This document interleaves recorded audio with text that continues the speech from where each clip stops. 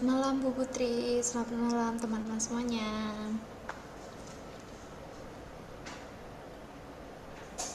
Halo. Apakah suara Selamat saya malam. dengar? Malam. Malam. Malam, Malam. malam. Baik teman-teman masih menunggu Bu Putri dulu ya. Selamat malam. Bu. Selamat malam, Bu. Malam Bu. Selamat malam. Ini saya podcast Lampu. lagi.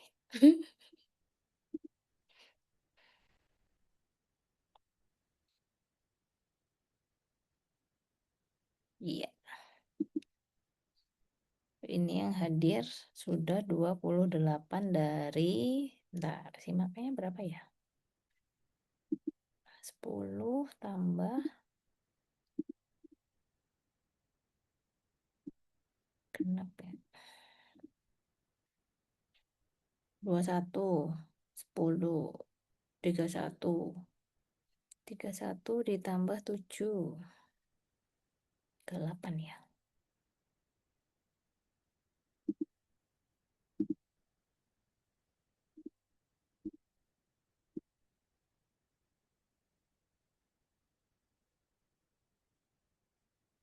Oke,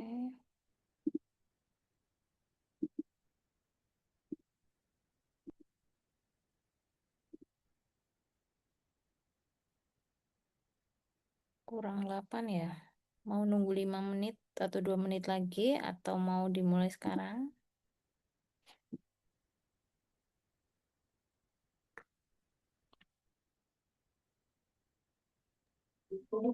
Boleh menunggu sebentar, Bu. Oke. Rif, minggu lalu nggak datang ya? Iya, Bu, mohon maaf. Oke, ya wis. Barusan ngecek simak aja. Oke, teman-teman yang namanya belum ada di Simaka, mungkin bisa diproses ininya dulu kali ya, KRS-nya, biar masuk ke Simaka. Mohon maaf, Bu. Apakah nama saya sudah ada di Simaka? Sudah ada, Arif ada. Iya, Bu. Terima kasih. Terima kasih. Oke.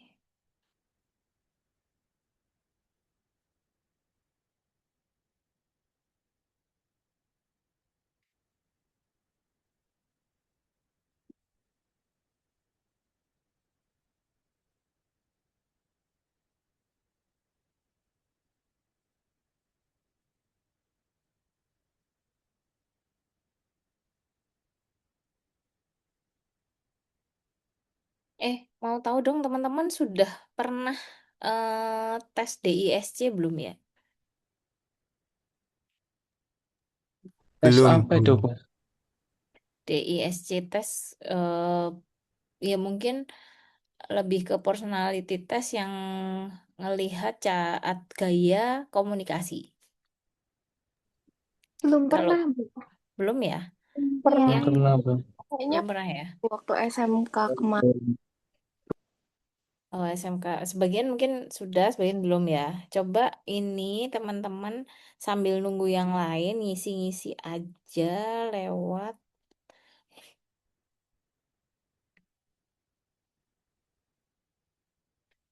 Saya kirim di grup ya. Bentar.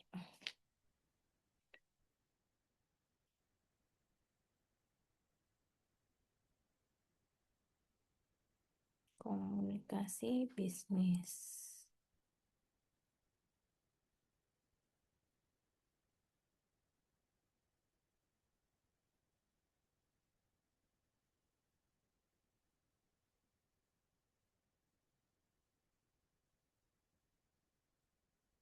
Teman-teman boleh ngisi di link itu ya. Paling 10 menitan lah ya, nggak sampai. Nanti kita bahas. Ini tentang gaya bahasa yang biasa dipakai kalau di kantor sih biasanya pakai sih.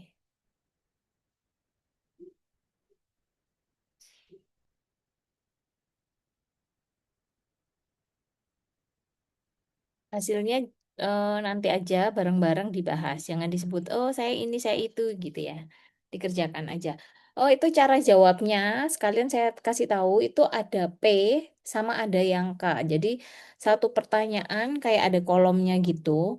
Nah P itu menunjukkan eh, yang gue banget gitu ya. Yang K itu yang nggak gue banget. Jadi yang menunjukkan pilihannya yang paling aku banget dan paling enggak banget gitu. Itu ada 4 pernyataan. Jadi teman-teman satu soal isinya 2 jawaban.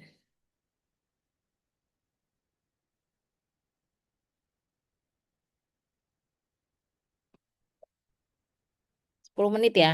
10 menit. Berarti kita mulai 19.17, 19.15 lah.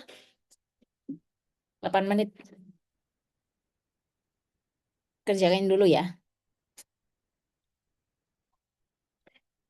Ini mulai dicicil screenshot Mbak ini mungkin. Nanti tiba-tiba di tengah ada yang, oh listriknya mati, apa-apa gitu.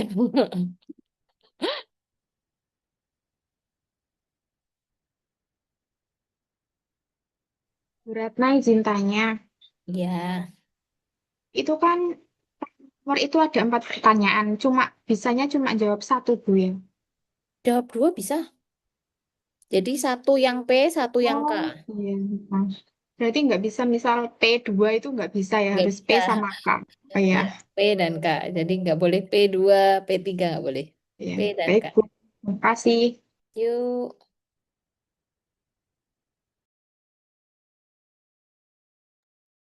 Mbak Elisha, kamu tes oh. Tapi aku bisa nebak.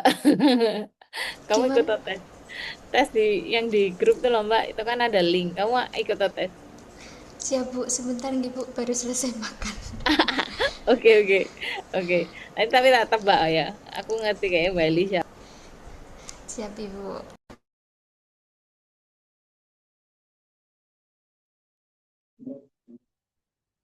Ini hasilnya gimana, Bu? Itu sudah keluar kan hasilnya di bawah sendiri. Itu kan ada ini kan tes DISC. Pasti di bawah itu ada kode D sama I atau D sama C atau I sama apa gitu. Ini Arif ya. Kamu Iya, Bu. kayaknya mm, C. Iya Arif. Ada C-nya. Di S IS ISC atau ICS. Yang paling depan I. Oh iya, Bu. Oh, ISC. ISC 3. Rata-rata orang punya 2 ya, tapi nggak memungkinkan juga ada yang punya 3. Kemarin satu kelas tuh juga ada yang punya hasilnya tuh 3 gitu, kayak Arif ini. Oh, Hmm. ICS itu soalnya kayak prosentase gitu dari 100 kamu tuh yang dominan yang mana gitu. Ada yang cuma satu, yang benar-benar bahasa komunikasinya satu tok gitu.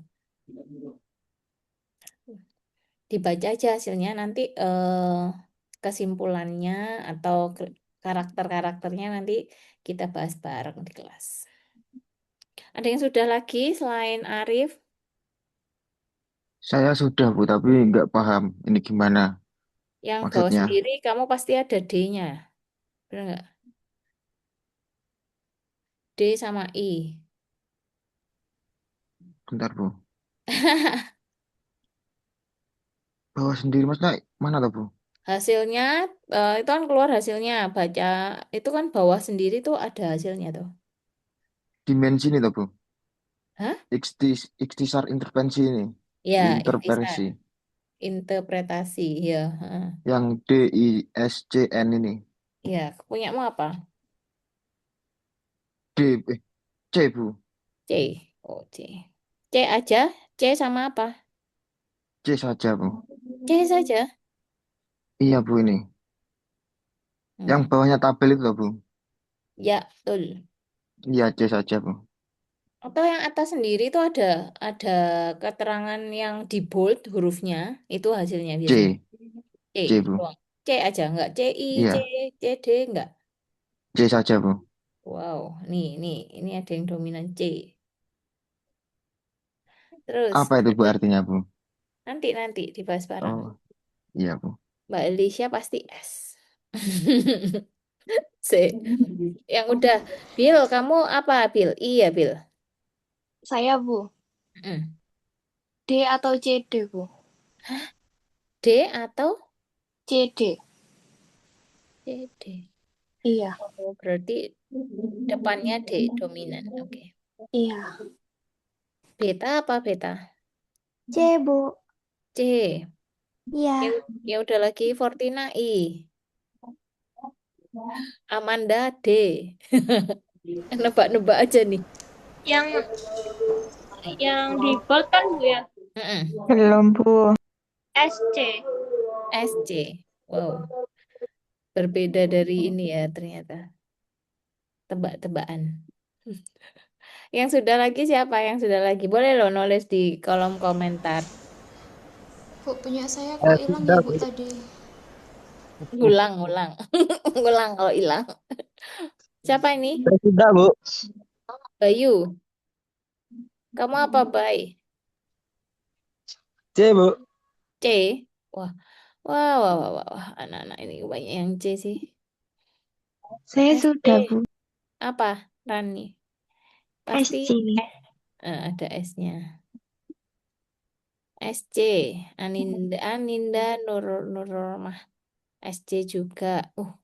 IC Cynthia Bella. Saya punya ada S-nya juga sih, Bu. Hah? Apa? Ada S-nya juga. S? Ya, I. Oh, oke. Berarti C sama S. Ini iya, Bu. rata-rata SC. Wow. Asyar C aja. C aja. Wah, wah, wah. Yudis, kamu D sama C? Deep kolektir. Ya, Kece aduh. dress code di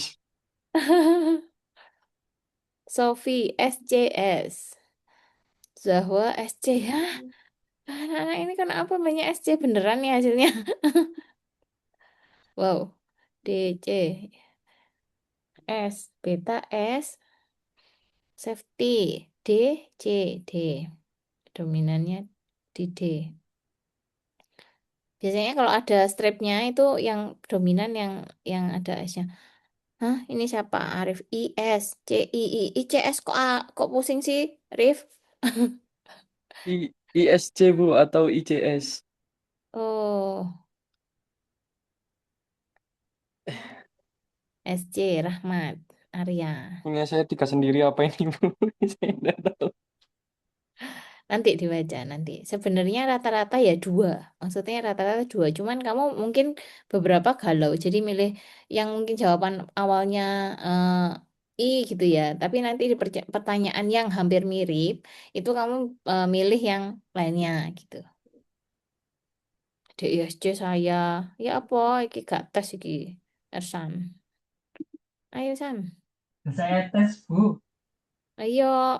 Gak mungkin hasilnya papat. Iku berarti 25%-an kalau DISC keluar semua. Ini Gak ada. saya screenshot, Bu. Ada Gak ini, Bu. dominan ini, gak dominan. Coba dikirim di chat ya. Iya, iya. Pesan all roll. Iya. IS Trisnavia. Mana coba punya Ersan mana? Kok iso? Oh, ini Bu tulisan yang ada termasuk ini, Bu. Oh, sorry, Bu. Pokoknya Saya di salah. bold. Ya ya ini tesnya di ESC. Yang tulisan di bawah yang hasilnya itu di bold. Itu Sorry, Bu. wah ya. Kalau bisa nebak apa ya ini? C kamu pasti ada C-nya kayaknya. Yang lain yang udah boleh loh.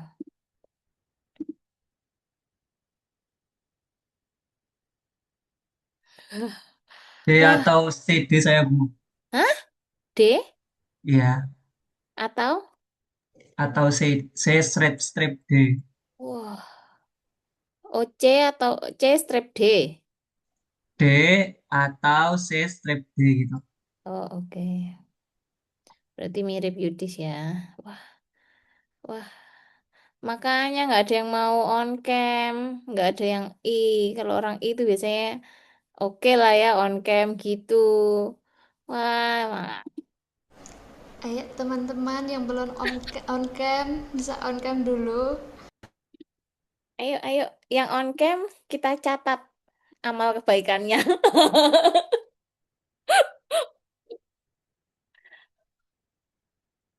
Oh, sambil makan ya, kalian mau sambil makan, mau sambil ngemil, mau sepet, mau sambil mbok tinggal ngegame loh, aku nggak apa-apa. Sebat boleh, Bu. Boleh, saat senangmu aku loh nggak tidak mengganggu kehidupan realku. Tapi naik neng kelas ya ojo. Oke ya, sambil makan nggak apa-apa, sambil di kafe loh nggak apa-apa. Wis, pokoknya yang online terserah lah ya, terserah terserah. Maksudnya eh nyantai aja gitu. Wis ya, ini penasaran lah hasilnya. Mau mau dibaca tak? Jadi ini kemarin gitu juga di kelas IBM tak suruh tes. Terus hasilnya nanti aja ya, minggu depan loh. Jangan ada minggu depan kan berarti habis Lebaran ya. Lama banget Bu katanya.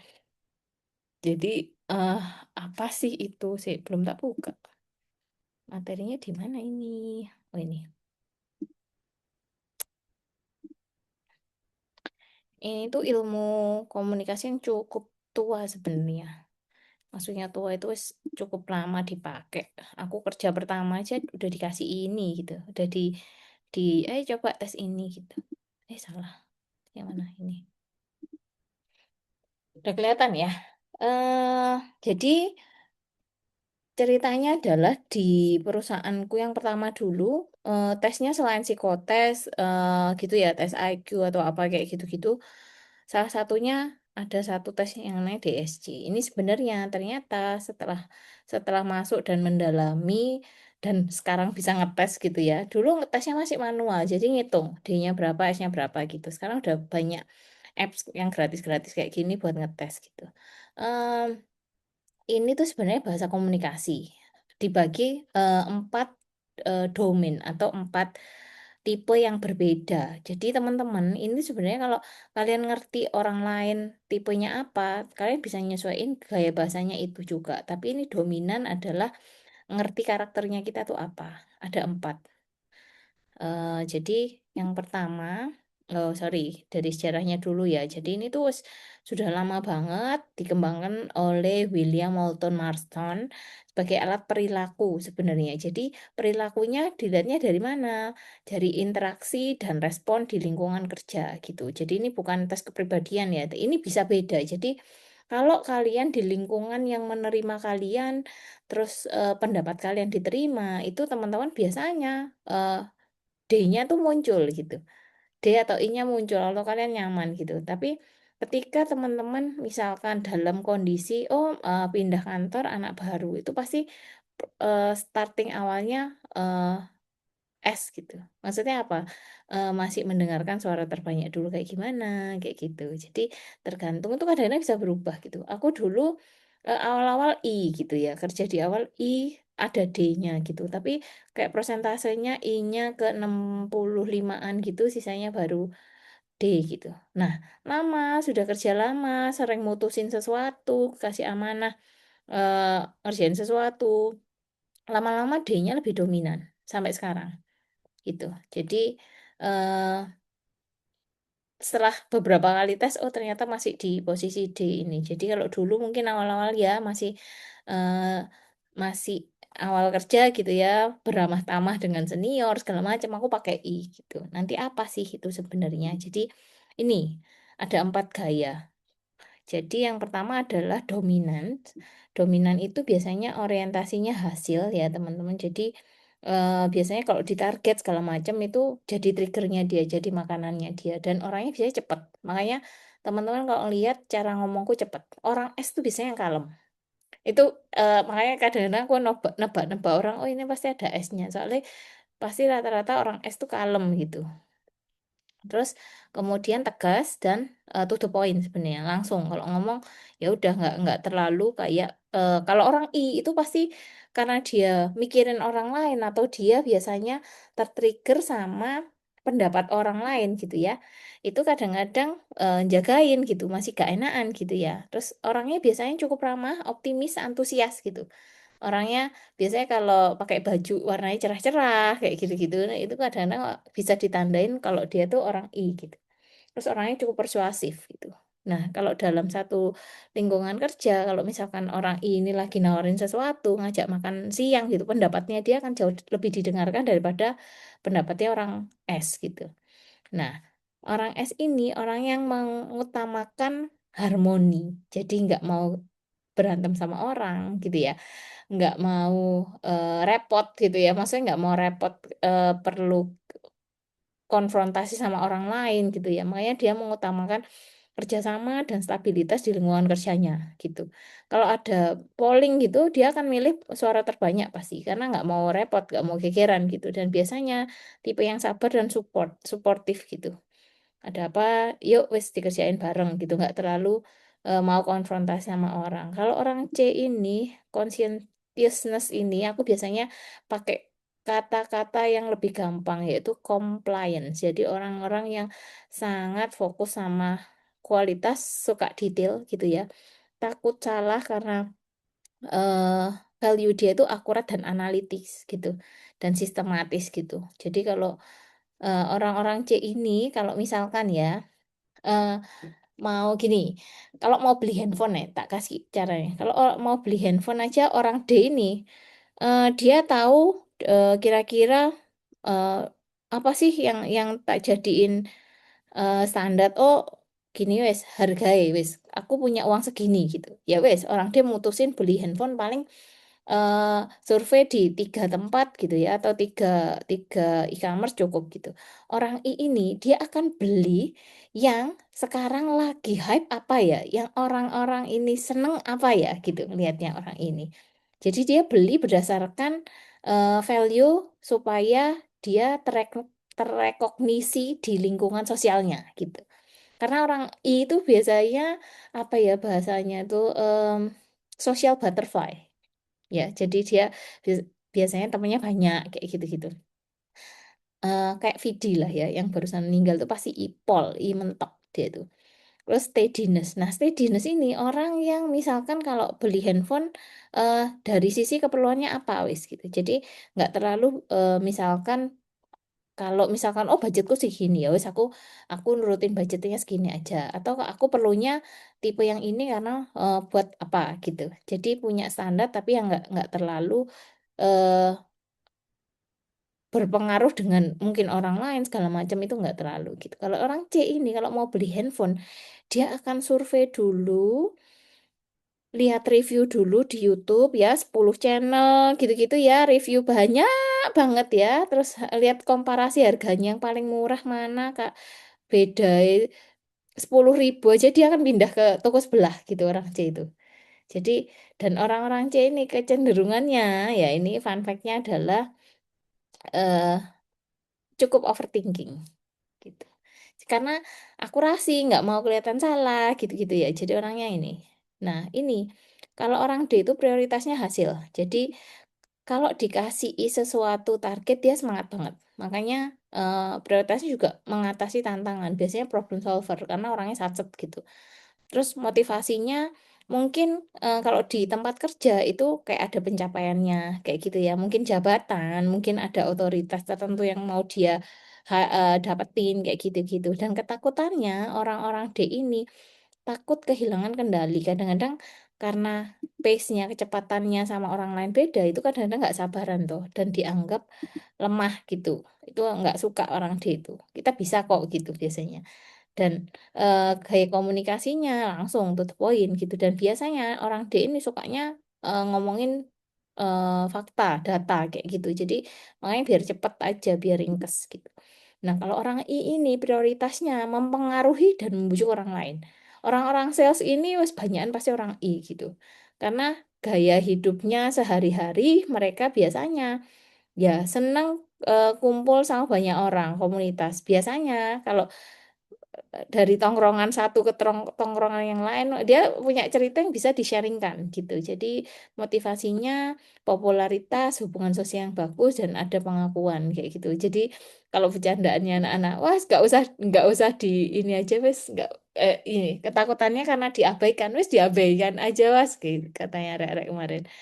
Jadi orang I ini karena ngelihat value-nya sama orang lain gitu. Jadi takut ditolak, takut diabaikan. Gaya komunikasinya dia pasti jauh lebih antusias, lebih ramah. Terus dia tuh senang banget kulaan cerita ke satu dengan yang lain kayak gitu. Jadi supaya mesti kalau ada orang I itu jauh lebih seru karena ada aja cerita baru yang dia bawa biasanya gitu. Kalau orang S ini yaitu prioritasnya menjaga stabilitas dan harmoni. Dia mau semuanya damai-damai aja kayak gitu ya. Eh, Terus motivasinya safe ya, keamanan ya. Pokoknya nggak ada gegeran sama orang ya. Loyalitasnya paling kuat tuh orang S gitu ya.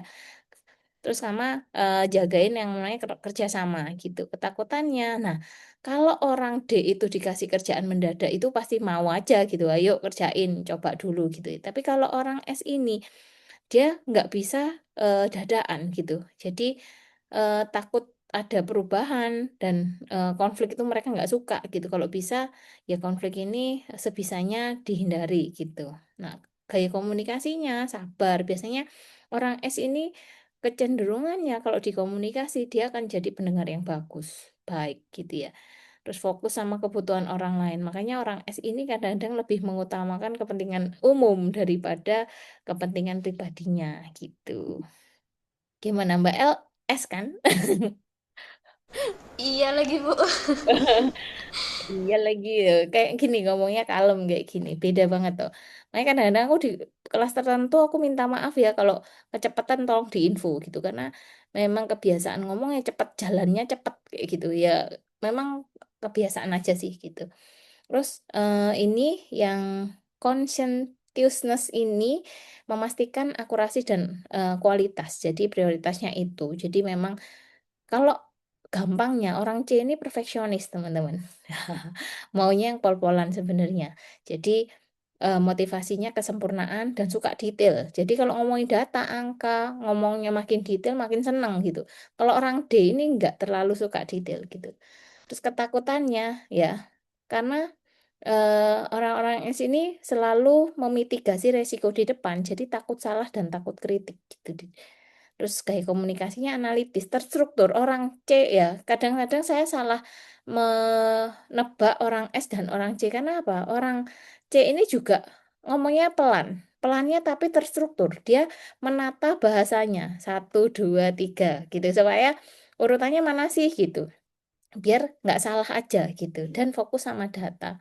Nah, kalau zaman dulu mungkin zamannya teman-teman nggak ngalamin baca koran ya. Kalau baca koran tuh analoginya gini. Kalau orang D itu dibaca highlightnya, lihat beberapa halaman gitu, lihat judulnya. Oh, ini ada perampokan di sini. Kayak sotoy gitu loh. Isinya wis tahu aku paling isinya gini gitu. Gampang banget menyimpulkan sesuatu gitu ya. Terus kalau orang I itu yang dilihat pasti yang wah gambarnya menarik dulu, oh ini si TTS dulu gitu, nggak fokus sama beritanya gitu. Karena ya semua orang akan tahu lah kalau beritanya gitu. Kalau orang S ini standar dibaca dari depan ke belakang isinya apa gitu. Tapi kalau orang C ini dari depan sampai belakang dibaca detail, yang bagus di stabilo, bahkan kalau penting banget bisa digunting, dikliping, dimasukin buku. Jadi sedetail itu gitu ya. Bercandaannya tuh dulu gitu karena kalau teman-teman sekarang nggak ngalamin kayak gitu ya, ngalamin baca koran gitu-gitu ya. Kalau dulu aku diajarin pertama kali analoginya dikasih tahu kayak gitu. Kalau baca koran D ini wis baca highlightnya tok wis ngono. Sok tahu wis kira-kira isinya tahu lah kayak gitu biasanya gitu. Nah, analoginya kalau personanya digambarkan dalam persona kayak binatang gitu ya. Dia itu kayak elang. Jadi visioner, tegas, pusat tujuan. Dia ngerti targetnya apa gitu. Terus ini yang I itu merak. Jadi ketika ada orang biasanya dia happy, dia apa, dia akan buka ekornya dengan indahnya gitu. Karena dia mau menarik perhatian orang.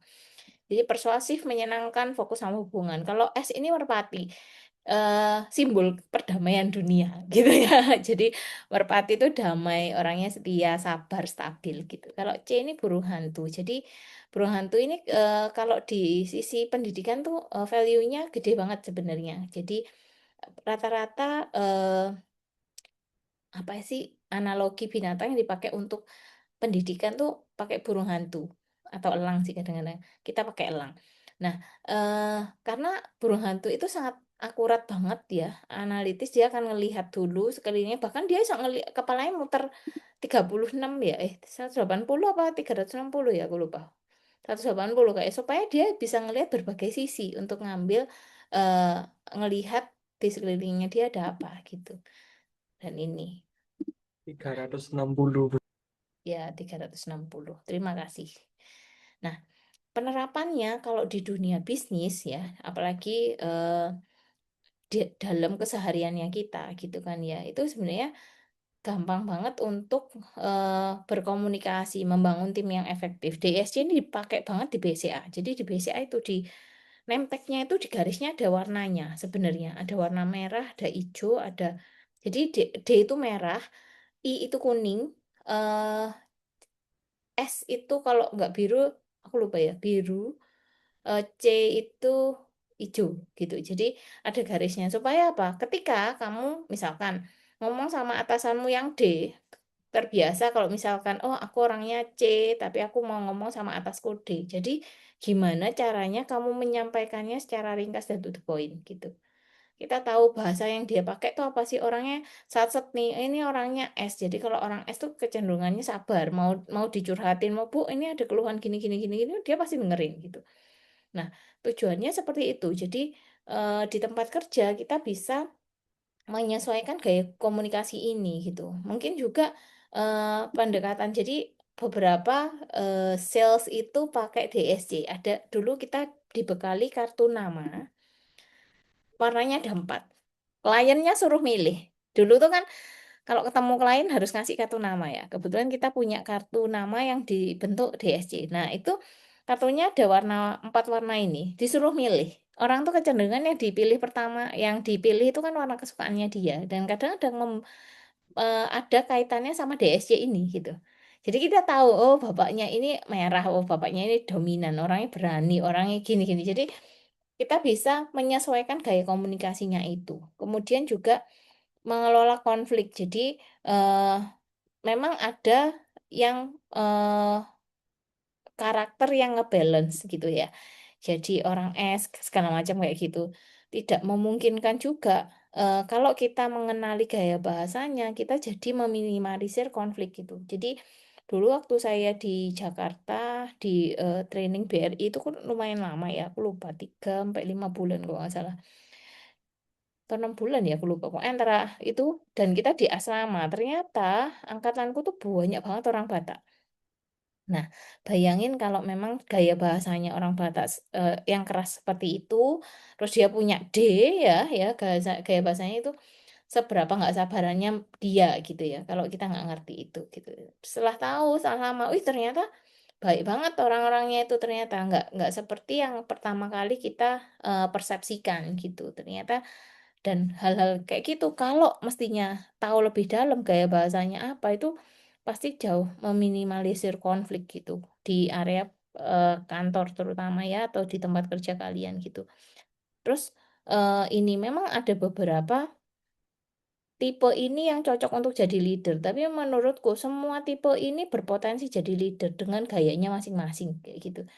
Dia orang C bisa mempengaruhi dengan ke iya, kalau nyelesain masalah datanya lengkap, nggak mau lihat dari satu sisi. Orang D bisa nyelesain masalahnya dengan cepat, tegas, kalau ada apa-apa maju aja gitu ya. Orang I mungkin menginfluence orang untuk jauh lebih baik ya, memotivasi timnya jauh lebih semangat gitu kan ya, karena orangnya antusias gitu-gitu. Orang orang S dengan kesabarannya mungkin bisa membimbing timnya itu jadi lebih baik gitu.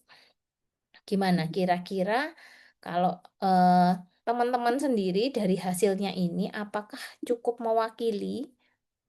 Ada yang ngerasa, wah ternyata enggak gue gitu. Atau, oh bener sih gitu. Kalau berubah-ubah gitu bagaimana, Bu? Kalau berubah-ubah sih sebenarnya nggak segampang itu juga ya, Arif.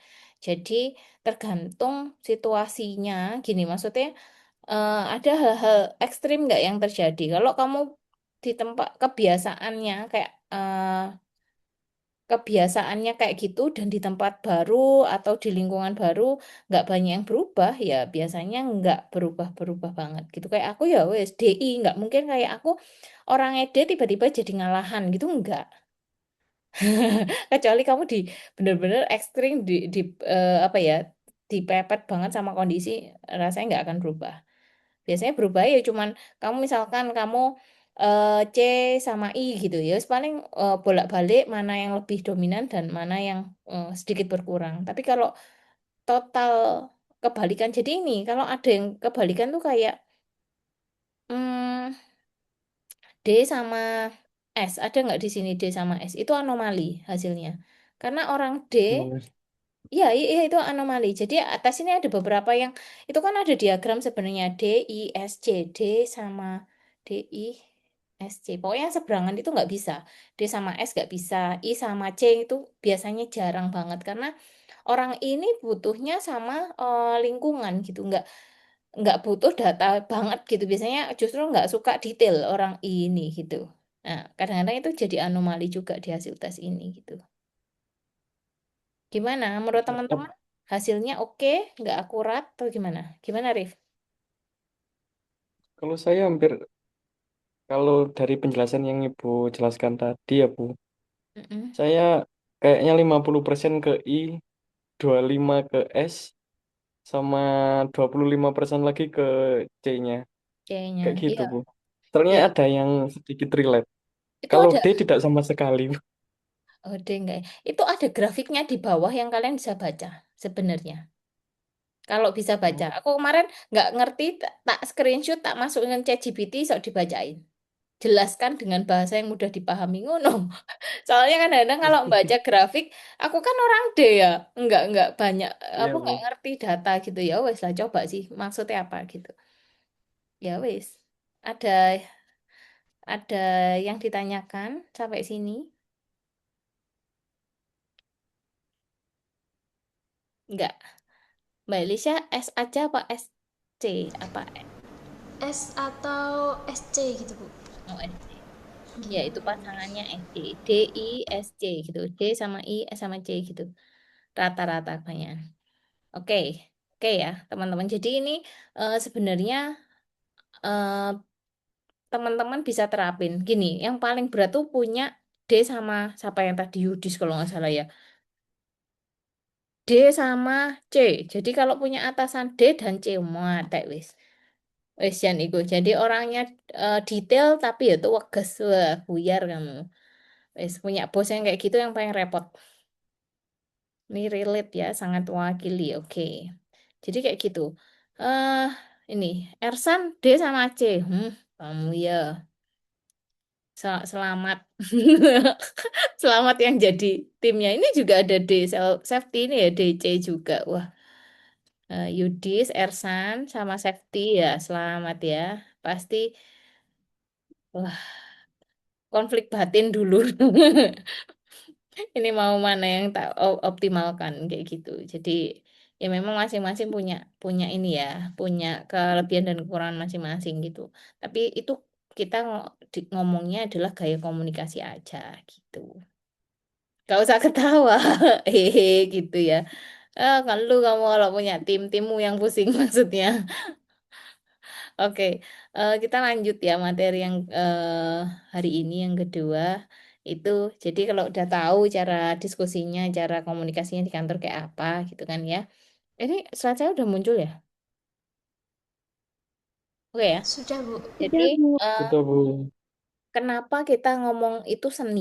Komunikasi itu seni, HRD itu seni, ya karena ngurusin manusia atau ketemu sama manusia itu banyak banget ceritanya, banyak banget seninya gitu ya. Jadi eh, melibatkan yang namanya emosi ya, seseorang itu mungkin cara berpikir yang beda, respon yang beda gitu, apalagi di tempat kerja. Nah, kalau teman-teman eh, bisa memaksimalkan gaya komunikasinya, nanti mungkin kepake banget itu ketika teman-teman bisa lagi diskusi, lagi berbicara sama rekan kerja gitu ya, dan teman-teman juga mungkin gimana eh, komunikasi itu terjadi dua arah. Jadi nggak cuman ngomong tok, jadi mendengarkan itu juga bagian dari komunikasi gitu. Dan dari sana biasanya orang-orang yang komunikasinya bagus berarti punya bakat kepemimpinan yang bisa sebenarnya dimanfaatkan gitu. Makanya kan rata-rata yang volunteer untuk mau maju, mau ngomong kayak gitu itu lebih dipertimbangkan ketika promosi gitu. Karena kalian terhighlight, kalian menunjukkan kemampuannya kalian gitu. Nah, ternyata dari data perusahaan itu kerugiannya cukup fatal banget ya, bisa sampai 86% banget ya, ketika mengalami kegagalan apalagi dari komunikasi yang buruk gitu. Jadi dampaknya gede banget di sana. Jadi kita ngomongin kalau ini bahkan sampai 1,2 triliun US dollar setiap tahunnya. Ini dikonversi berapa yuk bayang no. Itu kan kalau triliunnya dolar itu berapa juta triliun Indonesia gitu ya, rupiah gitu kan ya. Nah, jadi kadang-kadang orang-orang yang dari sisi komunikasi yang kurang bagus ini, kadang-kadang pesannya itu nggak nyampe gitu. Atasan nyampein ke bawahan, itu mesti ada distorsi, ada pengurangan, ada yang nggak jelas tapi nggak mau nanya gitu kan ya. Eh, jadi apa yang dilakukan di lapangan itu, apa yang mereka eksekusi itu jauh di bawah standar yang diinginkan sama perusahaan gitu. Dan pasti dalam prosesnya itu sudah ada biayanya kan. Jadi kadang-kadang juga yang lebih membahayakan itu ketika menyangkut keselamatan. Nah, itu ruginya pasti berlipat-lipat gitu. Jadi makanya komunikasi ini sebenarnya penting banget ya di perusahaan dan ini sebenarnya roda utama sih kalau di perusahaan kalian ngerjain sesuatu kalau nggak bisa mengkomunikasikannya gitu kadang-kadang juga gimana mau report ke atasan mau ngomong sama temen kayak gitu ya. Kadang-kadang perlu koordinasi sama kolaborasi sama orang lain dan angka segini ini tak jadi taruhan gitu ya. Jadi kalau teman-teman sudah ngerti gaya komunikasinya, gimana menyesuaikan itu di tempat kerja, ini pasti kepakai banget sih sebenarnya. Gitu. Jadi proses komunikasi itu sebenarnya nggak cuman sekedar bicara, kayak yang saya bilang tadi. Jadi minimal ada dua orang yang berkomunikasi dan pasti ada satu yang mendengarkan, satu yang eh, menerima pesan gitu ya. Jadi mulai dengan sebuah perjalanan di mana satu ide itu dikirim kemudian berupa pesan ya, pesannya harus punya yang namanya channel atau salurannya dengan cara apa ngirim pesannya. Ngomong langsung gitu. Oh, berarti nggak ada perantaranya. Oh, ngomong lewat email atau WA atau telepon gitu ya. Ada salurannya dan ada yang menerima gitu. Namun di sepanjang perjalanan tersebut selalu ada noise ya. Yang tadi noise itu sebenarnya salah satu faktor hambatan atau salah satu faktor yang menyebabkan miskomunikasi gitu. Itu kalau kayak gini ya, misalkan online. Oh ternyata sinyal saya jelek, sinyal saya kurang bagus gitu ya. Teman-teman sampai di eh, handphonenya teman-teman atau sampai di laptopnya teman-teman putus-putus. Nah, itu berarti ada noise gitu. Nah, noise ini mungkin dari sesuatu yang sifatnya fisik atau non fisik gitu. Kadang-kadang hambatannya juga secara kadang-kadang ada ya yang mau presentasi tiba-tiba deg-degan gitu ya. Nah, itu juga bisa jadi noise akhirnya apa? Tiba-tiba udah di depan ya kemarin sudah nyiapin ternyata ada beberapa yang hilang bahasanya, kata-katanya atau gugup kayak gitu itu jadi gangguan fisik gitu yang namanya jadi yang awalnya harusnya presentasi cukup meyakinkan di sana malah terjadi mungkin kesalahpahaman nih wah kurang ternyata kurang profesional ya ininya marketernya misalnya gitu jadi padahal kita sebenarnya udah mempersiapkan itu jadi penting untuk mengatur diri, nyiapin mental gitu kan ya. Ketika teman-teman juga mau menyampaikan sesuatu gitu. Preparation tuh penting banget gitu. Supaya apa? komunikasi ini kan diukur keberhasilannya ketika komunikasi ini bisa lancar. Misalkan teman-teman lagi jual barang, ya barangnya laku. Teman-teman lagi negosiasi projectnya juga deal, misal kayak gitu. Itu kan berarti ada keberhasilan yang diukur dari proses komunikasi ini gitu. Jadi kira-kira kalau pesannya yang kata-kata yang kalian sampaikan itu cukup akurat ya dan bisa membawa pesan dan akhirnya memberikan dampak positif gitu ya. Kira-kira dan membawa kesan. Sebenarnya komunikasi ini lebih banyak di kesannya. Kesannya seperti apa sih orangnya? Orangnya to the point apa enggak? Orangnya ngerti enggak isi yang disampaikan kayak gitu. Dan itu yang justru akan diingat oleh audiens atau penerima pesannya itu gitu. Nah, ini ada hukum eh, eh, yang menyatakan bahwa 55% itu ya. Jadi audiens tuh lebih percaya dengan apa yang mereka lihat. Mereka kadang-kadang nggak lihat kayak prosesnya kalian tuh sebenarnya udah preparation. Ternyata di jalan terjadi sesuatu dan kalian kepikiran dan waktu presentasi kalian nggak optimal misalnya kayak gitu. Tapi mereka nggak ngurus itu ya.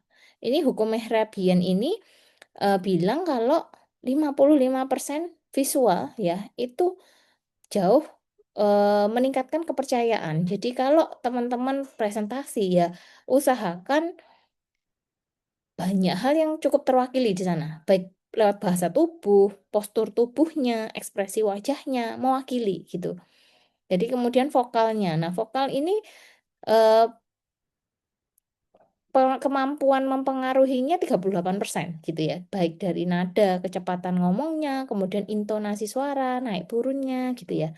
Kadang-kadang kalau presentasi saya tuh suka dikritik, kamu tuh kurang naik turun gitu. Maksudnya kayak naik terus deng deng deng deng. Kamu kadang-kadang harus pelan juga. Jadi ya susah untuk nurunin volume gitu. Nah, itu jam terbang memang nggak bisa kayak, tapi ada yang memang bakat ngomong, niru orang ngomong tuh juga bakat sebenarnya. Nah, saya diajarin mentor saya, kamu harus punya role model buat presentasi. Naik turun volumenya diatur gitu. Kadang-kadang ternyata paceku tuh masih di atas terus. Makanya kadang-kadang kalau ngomong seharian ya ngos-ngosan gitu. Makanya perlu jeda, perlu activity, perlu apa kayak gitu karena paceku cukup banter dan ngomongnya agak cepet gitu. Dan ternyata 7% aja dari kata-kata yang sebenarnya itu bisa ditangkap ya. Ya atau membuat audiens itu percaya. Makanya perlu tagline-tagline yang kuat ya. Milih bahasa yang catchy, kalau kita ngomongnya bahasa yang catchy, bahasa yang orang gampang inget gitu. Karena kadang-kadang kalau kita ngomongnya terlalu panjang, saya yakin apalagi ini kan teman-teman ini rentangnya udah mungkin 19 tahun ke atas gitu kan ya. Itu kalau dari sisi psikologis ya, kalau anak-anak kecil itu di bawah 5 tahun diajari apapun, diomongin apapun, mereka akan ingat, bisa penyerapannya 80%. Jadi ya mungkin karena bahasa yang kita sampaikan ke mereka masih sederhana gitu ya. Tapi makin gede prosentasenya makin turun. Jadi anak SD sampai anak SMP itu 43% kalau nggak salah. Naik semakin ke atas semakin turun. Kita itu orang dewasa maksimal penyerapannya 21%. Bahkan ada yang studi bilangnya 18%. Jadi apa yang saya sampaikan 2 jam ini saya yakin cuma 18% atau 20% yang kalian ingat gitu. Makanya perlu trigger-trigger, perlu kata-kata yang catchy, yang bagus, yang mudah diingat sama otak gitu. Oke, ini contoh ya. Kalau ketika eh, ada HRD lagi mau eh, merisenkan orang gitu ya, atau mau batalin project gitu kan ya, orang marketing, orang purchasing kayak gitu-gitu ya. Misalkan lagi mau menyampaikan kabar buruk ya, tapi nggak selaras gitu ya. Jadi kadang-kadang tuh bisa miskomnya di sana. Contohnya, ngomong saya turut prihatin dengan kondisi ini dan kami akan berusaha membantu Anda gitu. Tapi nadanya datar, cepet, ngomongnya buru-buru, kayak ya wes mau cepet kelar gitu aja. Nah, terus nggak ada kontak mata ya, tangannya di saku, kelihatan banget kalau arogan ya, terus ngeliat jam tangan kayak gitu kan kelihatan kayak ya wis pokoknya eh, cepet kelar gitu aja kan. Nah, karyawan kadang-kadang dari sini tuh miskom, kadang nggak enak hati gitu ya. Wah, kok nyampeinnya gitu banget ya, kayak nggak ada empatinya ya. Padahal kan misalkan kondisinya lagi biasanya kalau misalkan mau di cut off gitu ya, itu kan butuh timing yang pas, diajakin ngomong, kemudian dijelasin alasannya kayak gimana gitu ya, supaya orang ini cukup bisa menerima keputusan yang cukup sulit itu gitu ya. Atau mau batalin project, misalkan projectnya ternyata deal sama perusahaan yang lain, atau tendernya kalah sama perusahaan yang lain. Kadang-kadang penyampaiannya perlu lebih ada rasa empatinya gitu. Jadi orang yang menerima pesan itu juga tahu maksud aslinya tuh apa ya, ya prihatin gitu, ngerti lah apa yang disampaikan ini sebenarnya cukup menyakitkan gitu. Jadi orang lain punya rasa empati yang sama. Bedanya empati sama simpati apa?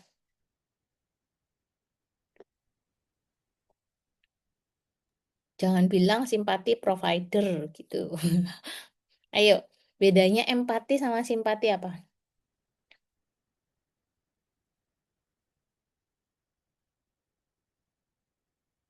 Ada yang ngechat nggak? Coba cek. Belum ada deh. Gini, tak ceritain, wis. Insya Allah iling ya. Insya Allah inget. Jadi, eh, kalau misalkan lagi naik kapal laut, terus habis itu mau nyebrang ke mana gitu, ke Bali gitu ya. Kamu sama temanmu, tiba-tiba temanmu itu kerasa mau muntah. Nah, kalian ngelakuin apa biasanya? Kalau ngeliat temanmu barengan terus mau muntah gitu. Ngasih kresek, Bu, biar nggak Hmm, berceceran. ngasih kresek, ngasih tisu, ngasih obat. Nah, itu simpati. Kalau kamu ngerti temenmu mau muntah dan kamu ikut muntah, nah itu namanya empati. Jadi empati itu merasakan apa yang orang lain rasakan. Jadi muntah bareng gitu. Jadi kalau temennya muntah, biasanya kan kadang-kadang nular ya, ikut muntah gitu ya. Ada yang orang kayak gitu. Nah itu empati dan simpati itu bedanya kayak gitu. Kalau empati itu benar-benar bisa ngerasain apa yang orang lain rasakan. Kalau simpati itu sekedar memberikan bantuan seolah-olah kita ngerti apa yang dia rasakan gitu. Tapi nggak benar-benar merasakan gitu. Contohnya juga di permintaan maaf ya. Indonesia sering banget kan ya ada kasus viral minta maaf. Tapi minta maafnya kadang-kadang yang kemarin kayak kasus Tumblr itu ya, kayak ya udah baca ChatGPT-an gitu katanya orang, kata-kata netizen tuh gitu. Ini kayaknya lagi baca hasil ChatGPT deh gitu ya, gitu. Gak tulus gitu rasanya minta maaf. Jadi eh, sebenarnya orang lain tuh bisa merasakan gitu kan ya. Kalau misalkan kamu mau minta maaf gitu ya, nadanya ya tulus ya minta maaf. Kalau misalkan eh ini deh pakai kata-kata yang ini, saya benar-benar minta maaf, saya nggak akan ngulangi lagi deh. Ada dehnya. Kira-kira kalian eh, gimana yang dirasain? Kan pasti kayak kelihatan "Ih, nggak ikhlas nih orang gitu kan ya. Jadi kayak susah memang untuk bagaimana cara kita mengungkapkan sesuatu dengan tulus. Yaitu memang perlunya latihan. Baik muji orang kayak gitu ya. Baik minta maaf itu kalau nggak dilatih. Ngomong terima kasih barang itu kalau nggak dilatih susah kita. Egonya kita yang main soalnya kadang-kadang gitu. Ayo coba eh latihan muji orang, ayo. Ini susah loh, kayak eh nggak sembarangan orang bisa selamis itu. Gitu. Ayo, coba Bill, puji, puji Mbak Mbak Elisha aja, Mbak Elisha, atau di sini, Sofi, nggak kelihatan ya, di, ayo Bill, langsung hilang bila, Ing, mundur langsung hilang loh Bill. Ayo, coba ada yang biasa muji orang nggak di sini? Asyar. Coba Syar. Kamu dari tadi nggak kelihatan, Syar. Kalau saya nggak terbiasa memuji gimana, Bu? Hmm, makanya latihan. Apalagi kamu kan Eh, di pelayanan umum ya. Maksudnya yang ketemu orang kayak gitu-gitu ya. Lami sitik nggak apa-apa. Tidak merugikan. As- Wah, Asyar saking bagaimana cara terbiasanya ini? memuji orang Bu, saya sampai risih Bu dipuji Asyar terus Bu. Siapa nih? Siapa? Kok panggilanku ganti Se- sih dek gini. Siapa sih? So, kamu panggilannya siapa sih? Rian, Bu. Ini Oh iya, di Rian. beberapa yang panggilan asar cuma di tempat kerja sih, Bu. Soalnya nama depan dipanggil. Oh iya, Rian. Ya wes. Siapa yang biasa dipuji Rian?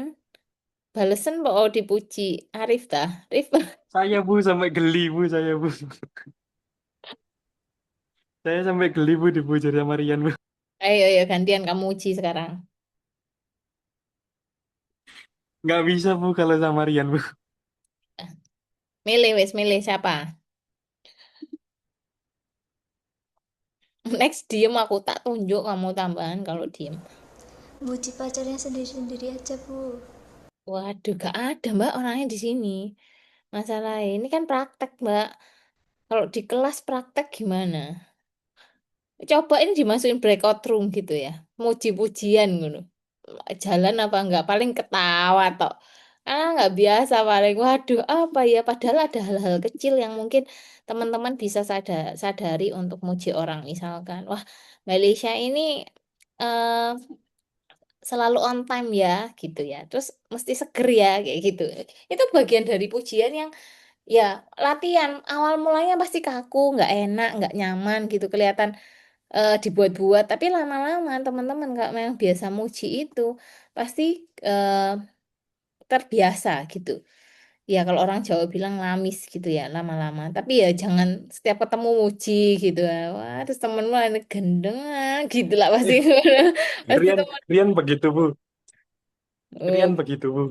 Berlebihan ya, Rif. loh, kamu lagi dipuji berarti Rian. Ini prosesnya Arif ini lagi berusaha memuji Rian. Rian ini Hmm. entengan ya buat muji orang loh gitu. Rian, wah Rian kamu sangat terbuka sekali. Loh. Sangat baik hati dan tidak Guli. sombong. Cete lo guli ya. Ya memang pertama-tama geli. Ada orang yang nggak bisa dipuji gitu. Awal-awal aku ya gitu, merasa kayak, aduh, kagok ya dipuji orang gitu. Kayak aku harus ngapain kalau dipuji orang. Kadang-kadang merasa kayak gitu nggak? Ada yang kayak gitu nggak? Aku tuh gitu awal-awal gitu ya. Terus lama-lama ya wes lah tak telan, ya wes lah tak terima gitu. Aku sih lebih irit kayak gitu ya. Iya, Ersan gitu ya. Bingung ya kalau dipuji orang tuh Saya mau bilang sendiri apa. tuh, saya sendiri tuh kayak ngerasa emang sering banget sih kayak muji orang ya. Cuman kalau dipuji gitu, saya malah gak suka. Bukan menurut saya ini kayak malah kayak disarkasin gitu. Disarkasin ya enggak juga.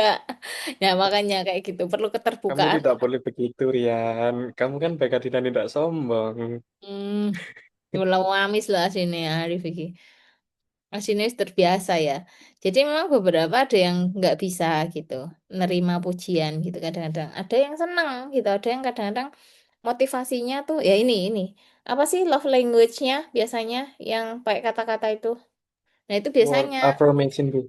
word of affirmation tuh biasanya seneng kalau di mungkin nggak cuma dipuji ya maksudnya ada apresiasi kecil-kecilan dia aja ada sesuatu dia dinotis gitu jadi mungkin bisa jadi bentuk pujian gitu buat orang-orang yang eh, love language-nya word of affirmation gitu jadi itu ngebantu banget gitu nah kalau pondasinya komunikasi ini pakai tujuh prinsip ini aja. Jadi kalau teman-teman sedang berusaha meningkatkan komunikasi yang lebih efektif, kalian harus mementingkan tujuh hal ini.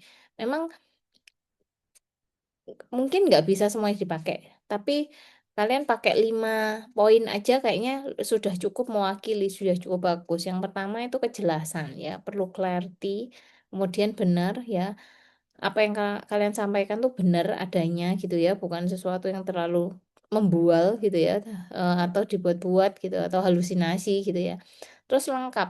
Nah, ini juga jadi tantangan saya kadang-kadang karena punya ADHD itu hilang di tengah ya. Jadi kayak ada kata-kata yang kurang lengkap. Sebenarnya aku mau ngomong apa sih gitu. Nah, ini sebenarnya juga PR gitu buat buat aku sendiri. Jadi ini bagian dari refleksi gitu. Kemudian nyata ya. Jadi eh yang diomongin itu benar gitu juga. Jadi terus ringkas. Biasanya ada orang yang tipe ngomongnya suka yang panjang, suka bertele-tele ya, WA panjang kayak gitu ya. Kadang-kadang buat orang yang nerima itu kadang-kadang malas nih mau baca kayak poinnya apa sih sebenarnya gitu. Terus kalau mau menyampaikan sesuatu pastikan penuh pertimbangan. Ini apalagi orang C itu pasti sangat penuh pertimbangan ya maksudnya, dan orang S itu juga karena mementingkan apa sih yang dirasain orang lain kalau aku ngomong ini kayak gitu. Jadi ini pakai yang namanya empati itu tadi. Kalau teman-teman menempatkan diri, jadi gini, menempatkan diri ke sepatu orang lain. Kalau aku diomongin kayak gitu, kira-kira gimana ya gitu. Jadi kalau kalian sedang berhadapan sama eh, partner kerja atau atasan atau klien ya atau customer gitu, pastikan eh, memposisikan kalau aku jadi dia gimana gitu. Terus kesopanan. Nah, ini ya karena bahasa yang kita gunakan, nada, sopan santunnya itu sebenarnya membantu banget ya eh, untuk menjadikan itu karakter yang mungkin lebih disegani sama orang. Kadang-kadang gini loh, ada orang yang ngomongnya nggak sopan, tapi ketika kita bales dengan bahasa yang sopan, itu orangnya sungkan sendiri. Akhirnya ngikutin gaya bahasa kita yang sopan gitu.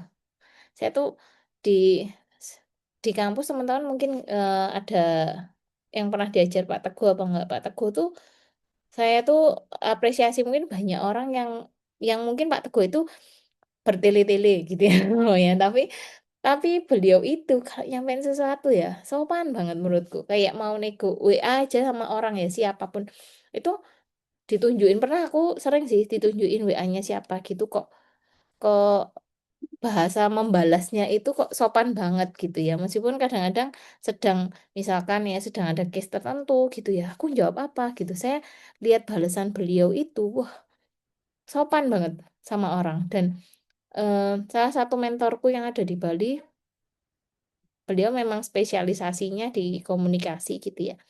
Sebenarnya yang jadi kunci kita berkomunikasi sama orang itu satu, menempatkan orang lain jauh lebih penting daripada kita. Pasti siapapun yang kalian ajak bicara, kalian akan dengan sendirinya menata bahasa dan lebih sopan. Karena kamu merasa orang yang di hadapan saya ini penting buat saya gitu. Jadi kalian harus ngatur. Kalau kalian merasa kayak nggak nggak mengatur POV ya, maksudnya value-nya dia nggak lebih tinggi dari aku, atau kamu malah punya skeptis, wah gak enak ngomong sama orang ini, pasti gaya bahasanya ancur-ancuran lah gitu. Jadi kalau kita ngomong biaya yang terbuang itu sebenarnya nggak cuman materi aja, tapi lebih dari itu. Mungkin dari waktu ya, mungkin dari energi yang udah dikeluarkan, bahkan sampai hilangnya kepercayaan gitu. Jadi contoh nih, miskomunikasi, teman-teman lagi janjian sama orang. Janjian sama orang ternyata ngomong waktunya jam berapa, ngirim jadwalnya salah misalkan ya. Orangnya udah datang ke sana, terus teman-teman ternyata salah info gitu kan ya. Nah, di sana orangnya tuh udah waduh gak profesional. Wes itu hilang kepercayaan nih. Padahal orangnya udah sampai di lokasi gitu. Nah, menurut kalian itu oh kesalahpahaman kecil? Enggak, itu kesalahpahaman yang fatal menurutku. Kalau salah info segala macam itu makanya harus segera dikoreksi karena mungkin ada orang-orang yang sudah effort ke sana, sudah mulai jalan gitu ya. Apalagi orang-orang yang dari ngerti sesuatu gercep banget, ya mereka akan jalan gitu. Makanya tingkat kesopanan seseorang itu kadang-kadang diukur dari disiplinnya ya, ngelihat waktu ya. Kalau janjian datang lebih dulu gitu ya, jangan sampai telat gitu itu karena ya itu value-nya dia, value-nya sebenarnya kita lagi menunjukkan value-nya kita gitu, bahwa kalau kita menghargai waktunya orang lain, karena waktu itu yang paling mahal sebenarnya karena nggak bisa balik gitu. Orang lain mungkin udah janjian sama orang, makanya temanku yang punya LDC itu kalau janjian sama orang selalu runtutan. Makanya ketika satu cancel dia pusing karena harus satu molor gitu ya. Wah, belakangnya pasti ikut molor molor molor gitu. Jadi sungkan sendiri dengan klien-klien yang lain. Makanya dia ngomong kalau datang jam 9 selesai jam 10 ya jam 10 kelar gitu. Nggak mau bertele-tele, nggak mau lebih panjang dari itu udah beres gitu. Karena ya banyak hal yang menurut dia value-nya kuat banget ini untuk orang lain. Waktunya nggak banyak untuk ketemu sama orang gitu. Nah, dengan 7C ini tadi kita tuh bisa menyaring sesuatu jadi jauh lebih efektif gitu. Melihat pesannya mentah itu apa, kemudian kita bisa paham dengan tepat kira-kira pesan yang disampaikan apa dengan jelas, benar, lengkap, nyata, ringkas dan sampai sopan gitu. Nah, ini contohnya. Ini kita bahas tentang clarity, kejelasan. Nah, kita fokus saja sama satu titik. Contoh nih yang di sebelah kiri, tolong kerjakan laporan itu segera. Nah, segera itu ambigu kan ya. Kalau orang-orang ngomong ada yang segera itu sekarang, segera ya nanti misalkan habis briefing, segera nanti kapan gitu kan. eh Orang-orang punya berbagai versi menurut dia gitu. Karena nggak jelas di sini. Kalau misalkan disampaikan dengan lengkap, tolong selesaikan laporan penjualan kuartal 1. Nih apanya udah ada. Laporan penjualan. Kapan? Oh, untuk sesi kuartal 1 dan dikirimkan ke saya paling lambat besok jam 15. Nah, ini kan udah ada aturan-aturannya yang mungkin membuat satu pesan ini jauh lebih detail dan lebih jelas gitu ya. Jadi lebih lebih jelas. Orang ngomong segera, segera itu kapan? Oh, ternyata segera itu dikerjakan saiki, dikumpulno besok. Nah, berarti ada waktu mengerjakan kayak gitu. Sekarang teman-teman coba eh ini misalkan bikin pesan yang jelas juga. Jadi eh kayak tadi bebas kesalahan. Contoh ngasih jadwal meeting jamnya salah misalkan ya. Nah, kalau ini lebih ke benar salahnya. Contoh, kita ngasih jadwal 31 Februari. Kadang-kadang kita merasa benar-benar aja. Otaknya manusia itu kan gampang banget ditipu ya, teman-teman, karena kebiasaan. Nah, itu alasannya kenapa kartu kredit itu selalu ngasih gratis uang tahunan, biaya tahunan di tahun pertama. Karena setiap orang itu rata-rata nggak ingat kapan buka kartu kreditnya dan kapan harus bayar iuran tahunannya. Nah,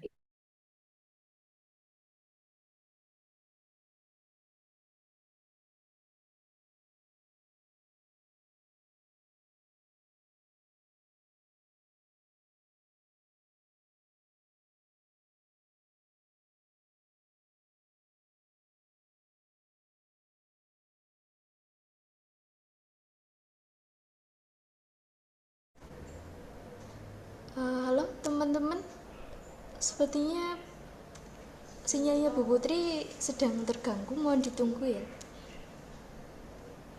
Enggak.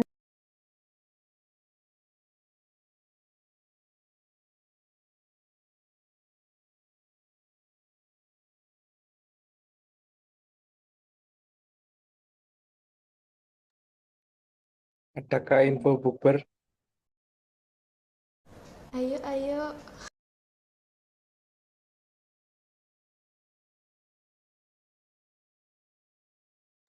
Permisi Bu, Ya on.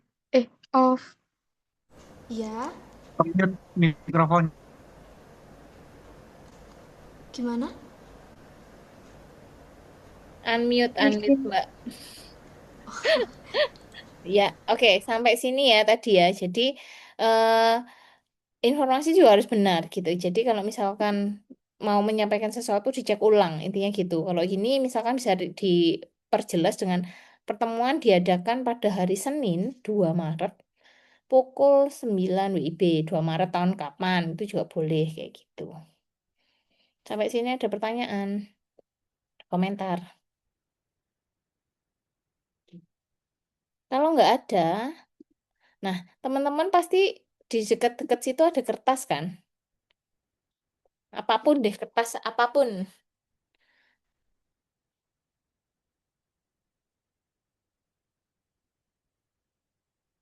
Ambil 1 lembar kertas aja.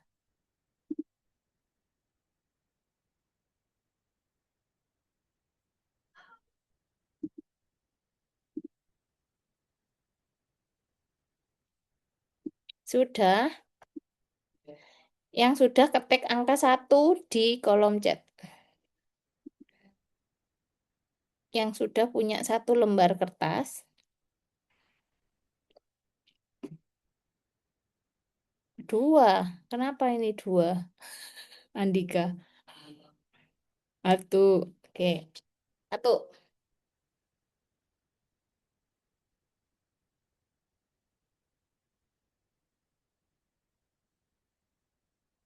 Oke. Oke ya. Lanjut. 1. Sekarang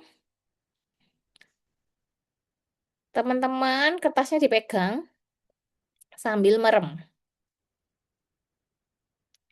Sambil merem dan dilarang bertanya.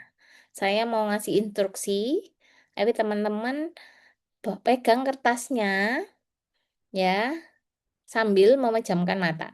Nah, cukup ikuti instruksi saya. Oke ya, yang pertama, lipat kertas jadi 2 bagian.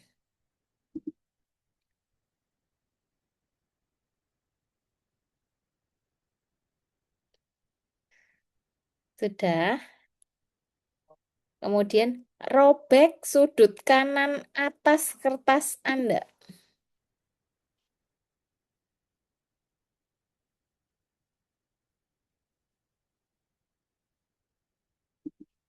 Sudah. Kemudian lipat lagi menjadi 2.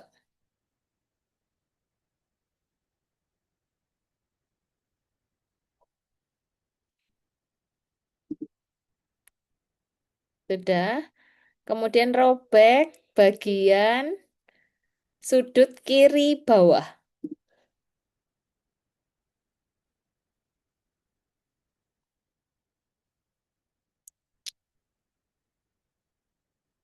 Bil, kok mau putar-putar sih, Bil? Sudah. Boleh membuka mata. Coba yang on cam tunjukin sama temennya. Nggak usah dibuka. Ya boleh dibuka coba. Coba yang robek mana? Pasti banyak yang nggak sama, lihatin. Nggak sama tau robekannya kayak gimana. Nah, karena ya kan, bentuknya nggak ada yang sama, saya yakin. Ada yang bolong tengah, ya kan. Ada yang pinggirnya atas bawah jadi sama kayak Elias, ya kan. Oke, ada yang satu kanan gini, satu kiri. Punya Erena itu lihatin satu bolong kanan kiri. Nah, nggak ada yang sama toh. Nah, kenapa? Karena instruksi saya tuh tadi nggak jelas gitu dan nggak lengkap gitu. Jadi makanya itu tadi itu salah satu contoh ketika informasi itu nggak jelas dan kalian nggak sempat nanya gitu, nggak boleh nanya gitu kan ya. Eh, dari sana makanya miskom itu jadi musuh utama. Makanya kalau menjelaskan sesuatu ke orang lain itu kalian harus lebih jelas dan benar gitu. Nah, oke ya, wes kertasnya boleh dilipet dibuang ya udah selesai. Itu cuman buat simulasi aja. Kalau bayangin kalian disuruh ngelakuin sesuatu sama atasan ya ngerjain sesuatu nggak jelas gitu kan ya. Tetap mau kerjain kan tadi, wes kerja no gitu. Tapi ternyata hasil yang diinginkan itu nggak sesuai sama dia. Yes, pasti kamu ulang lagi, text time lagi, ngabisin waktu, ngabisin energi lagi kayak gitu. Nah, ini juga eh, C yang ketiga, completeness itu ya, sesuatu informasi itu dianggap eh, bagus ya, kayak kepingan puzzle yang lengkap gitu. Jadi kita harus bisa memberikan seluruh informasi penting yang dibutuhkan penerimanya. Makanya bisa pakai 5W1H gitu ya. Kalau mau membuat informasi itu lengkap gitu ya. Kalau misalkan, kita rapat besok di kantor, temenmu ketemu di lorong ngomong gitu. Hah? Besok di kantor gitu ya. Wes gak ngerti jam berapa, meeting apa, siapa aja yang datang, meetingnya juga ngerti gitu ya. Terus nah, pesan yang bagus itu minimal ya ngomongnya cukup lengkap. Kita besok meeting jam 10 pagi di ruang anggrek bahas launching produk baru. Tolong bawa proposalnya masing-masing gitu. Nah, oke. Sekarang gantian nih. Coba kalau kalian diminta untuk menyampaikan sesuatu yang lengkap ya, pakai 5W1H. Apa 5W1H?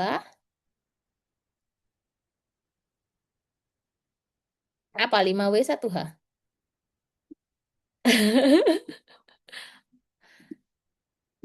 What, when, where, why, Why, terus who, ya, how, dan how. how. Ya, jadi ada alasannya ngapain gitu kan ya, kapan, sama siapa, waktunya, lokasinya di mana, kayak gitu, caranya gimana gitu. Jadi mau latihan apa enggak atau mau selesai lebih cepat? Ayo, ada yang mau nyoba? Ari Nur, ayo Mbak. Akuntansi nggak sih? Manajemen ya? Akuntansi, Bu. Akuntansi, Bu. Kalau akuntansi, ayo nyoba Kak. Boleh mikir dulu, boleh mikir. Tak kasih waktu 3 menit, 3 menit. Ini yang apa, Bu? Bikin aja. 5W1H. Mm-mm, mm-mm. Bikin kalimat 5W1H. Pakai mind map. 5W1H. Kalau nggak bisa pakai mind mapping. Terserah, Bu ya. Terserah, bebas. Buat itu apa? Apa kegiatan kita hari ini? Ya. Jadi ini, Terus misalkan kayak tadi, kegiatannya ngapain? Meeting. Berarti ada satu nih poinnya. Terus kapan? Eh, kapan? Besok. Besok jam berapa? Terus misalkan sama siapa? Bahas apa? Kayak gitu. Jadi coba bikin satu kalimat lengkap yang 5W1H ini ada di satu kalimat itu.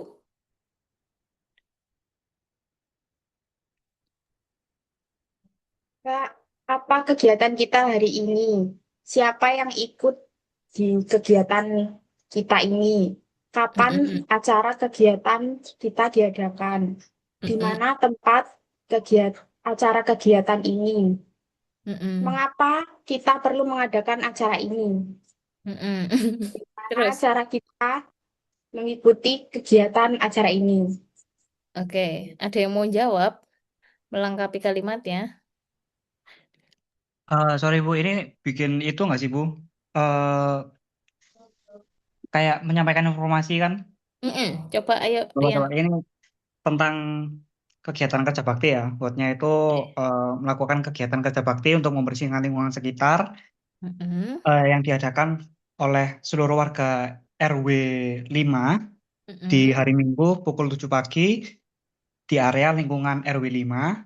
mm-mm, Tujuan ini dilakukan agar lingkungan menjadi bersih, sehat, dan nyaman untuk ditinggali, dan diharapkan warga membawa alat kebersihan masing-masing seperti sapu, cangkul, eh, kantong sampah, karung, kemudian membersihkan jalanan, selokan, dan halaman bersama-sama. Oke, oke, ya seperti itu ya teman-teman. Jadi kalau bisa memberikan informasi nggak sekedar kayak oh besok kerja bakti yuk gitu. Jadi besok ada kerja bakti di eh, Balai RW loh gitu. Itu masih kurang lengkap juga gitu. Kapan di mana harus ngapainnya, tujuannya apa, itu kadang-kadang perlu juga disampaikan gitu. Cukup clear ya teman-teman. Terima kasih Rian. Oke, kita lanjutkan. Jadi yang perlu kita sampaikan itu juga sesuatu yang konkret, yang nyata ya, yang ada datanya gitu ya. Kayak eh, kenapa harus melakukan kerja bakti ya? Karena di lingkungan kita ternyata ada yang kena DB misalkan gitu. Makanya perlu digalakkan kebersihan bareng-bareng buat membersihkan selokan misal itu. Jadi pakai data supaya apa? Data ini kadang-kadang meyakinkan orang lain untuk melakukan suatu tindakan atau aksi itu. Kadang-kadang orang sing nggak mau, biasanya nggak mau keluar, tiba-tiba tergerak hatinya. Wah iya ya, daripada nanti rumahku juga kena, ya aku mau ikut join gitu. Jadi sesuatu yang nyata pakai data ini kadang-kadang bisa men-trigger orang, memotivasi orang untuk bergerak gitu.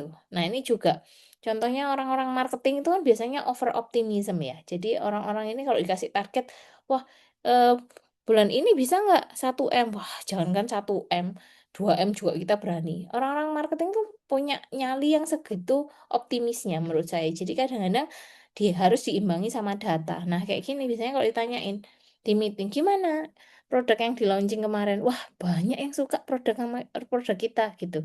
Nah, ukuran banyak ini berapa? 5 itu ya banyak. 100 tuh ya banyak. 10.000 tuh ya banyak gitu. Jadi banyak itu relatif, makanya perlu data. Oh, ternyata 85% dari 200 responden memberikan rating bintang 5 untuk kemudian penggunaan produk baru kita. Nah, itu kan data. Dan orang ngerti dan trust. Oh, 85 dari 200 ya. 160 lebih lah ya gitu. Jadi orang tuh merasa wah dari 200 ya gede banget, lebih dari setengah gitu. Jadi dan bintang 5 lagi gitu. Jadi orang tuh lebih percaya dengan sesuatu yang ada datanya gitu.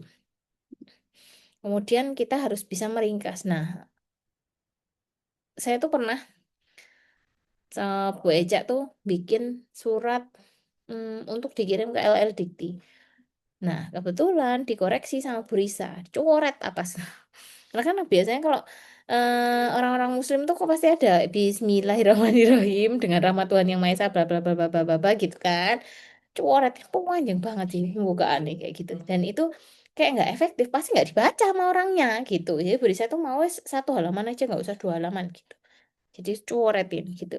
Nah, sama halnya dulu ketika saya pertama kali kerja, disuruh bikin proposal untuk penawaran sebuah training tahunan gitu. Oh, coba bikin proposal. Nah, dulu belum ada ChatGPT, belum ada apa, jadi bikin sendiri, nyusun sendiri. Jadilah 7 halaman. Menurut saya itu ya pendek. Proposal itu kan biasanya lumayan tebel-tebel gitu kan ya.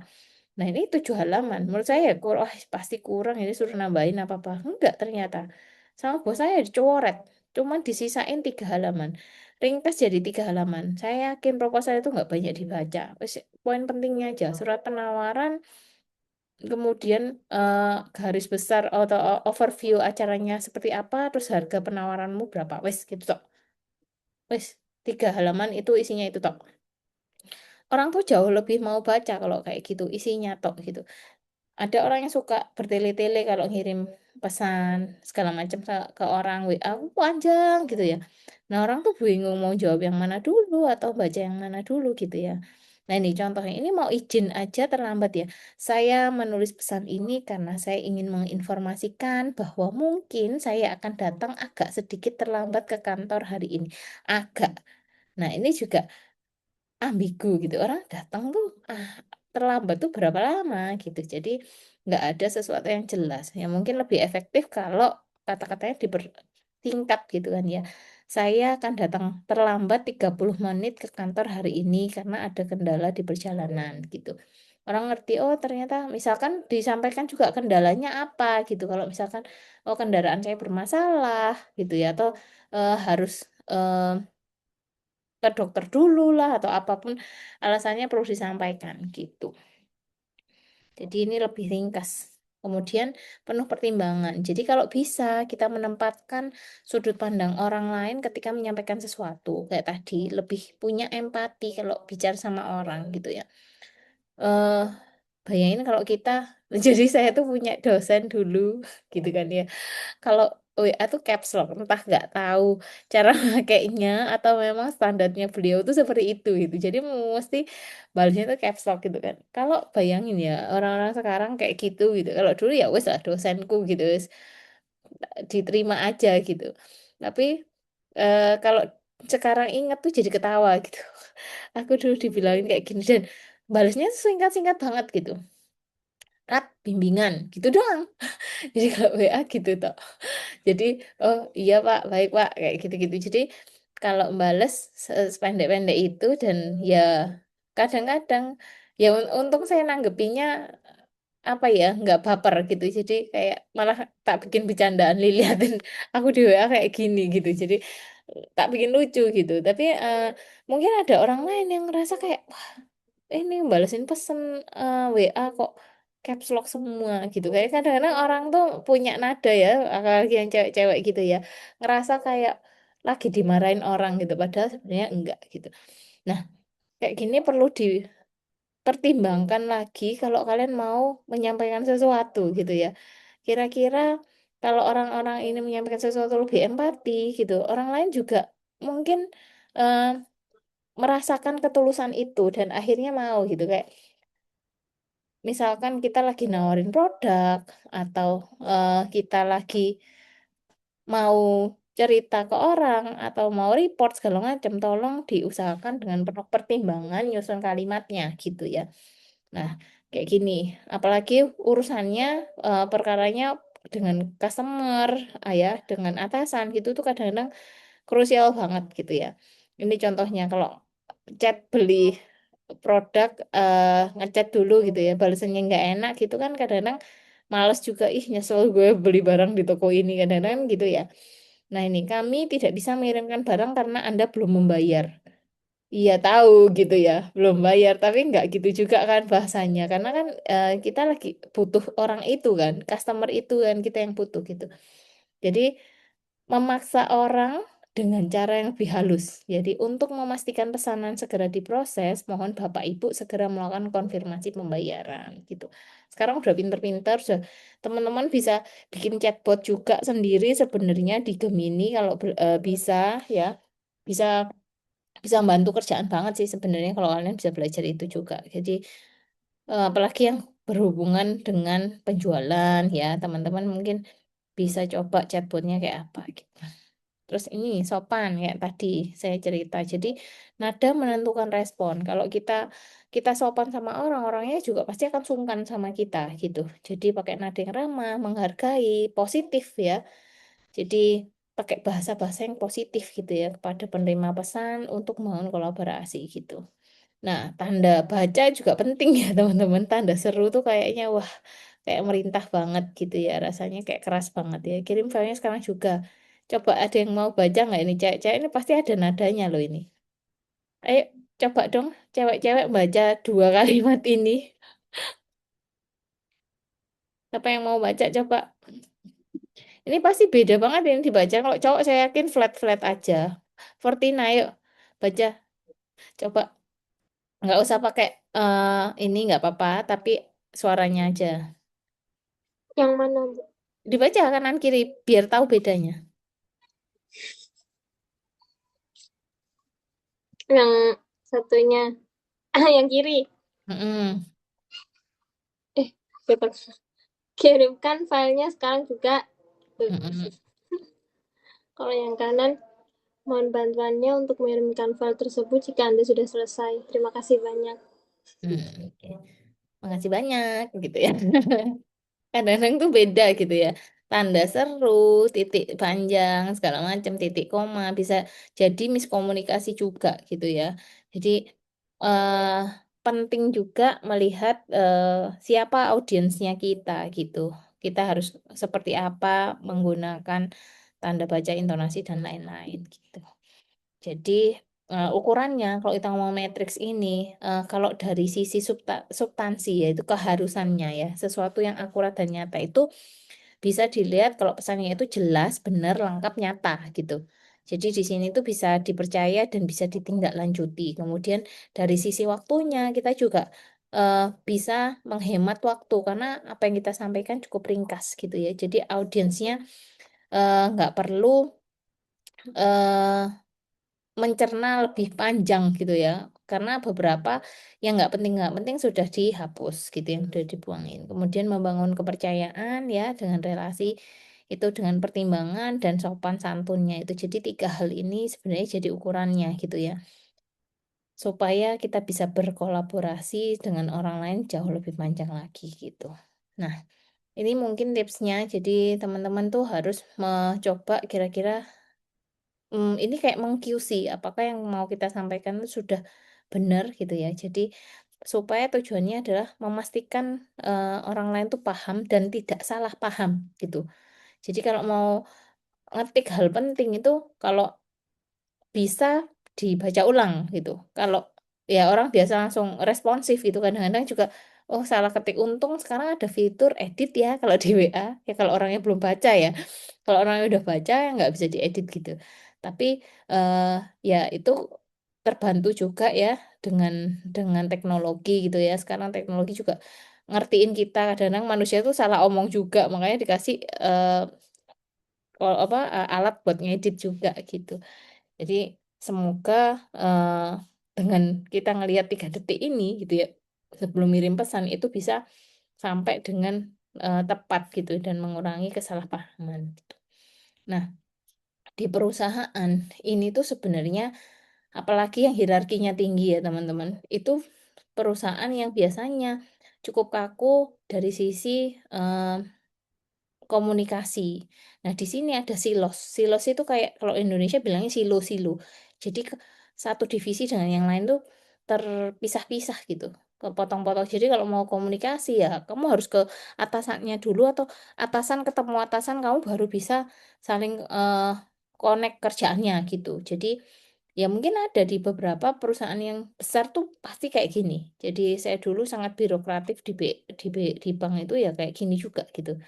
Jadi merasa kayak kalau mau nyampein sesuatu tuh kayak harus izin dulu gitu ya, ke senior dulu lah, baru ke manajernya, nanti manajernya baru meeting disampaikan ke pimpinan cabangnya. Jadi panjang banget alurnya kalau mau misalkan menyampaikan sesuatu, nggak bisa kayak saya langsung ketemu kemana, harus melewati hierarki-hierarki yang cukup tinggi gitu. Padahal kadang-kadang semakin banyak eh jaraknya, banyak orang yang dilewati, pasti ada informasi yang tertinggal gitu ya, ada informasi yang berkurang gitu ya. Makanya kadang-kadang mungkin ketambahan persepsi orang lain yang nerima juga gitu ya. Jadi kadang-kadang jadi kurang jelas atau miskomunikasi di sana gitu. Dan ini yang tadi, kita tuh kadang-kadang kebanyakan informasi yang pada dasarnya kita kadang-kadang nggak butuh semua informasi itu. Tapi yang namanya perusahaan biasanya, yang namanya memo, perusahaan lagi ngapain gitu kan selalu disampaikan. Semua orang diminta untuk tahu informasinya apa. Padahal mungkin nggak semuanya relate sama kerjaan kita gitu. Jadi saya sendiri sangat mengakui ini bahwa kayak email itu saya nggak setiap hari buka email gitu.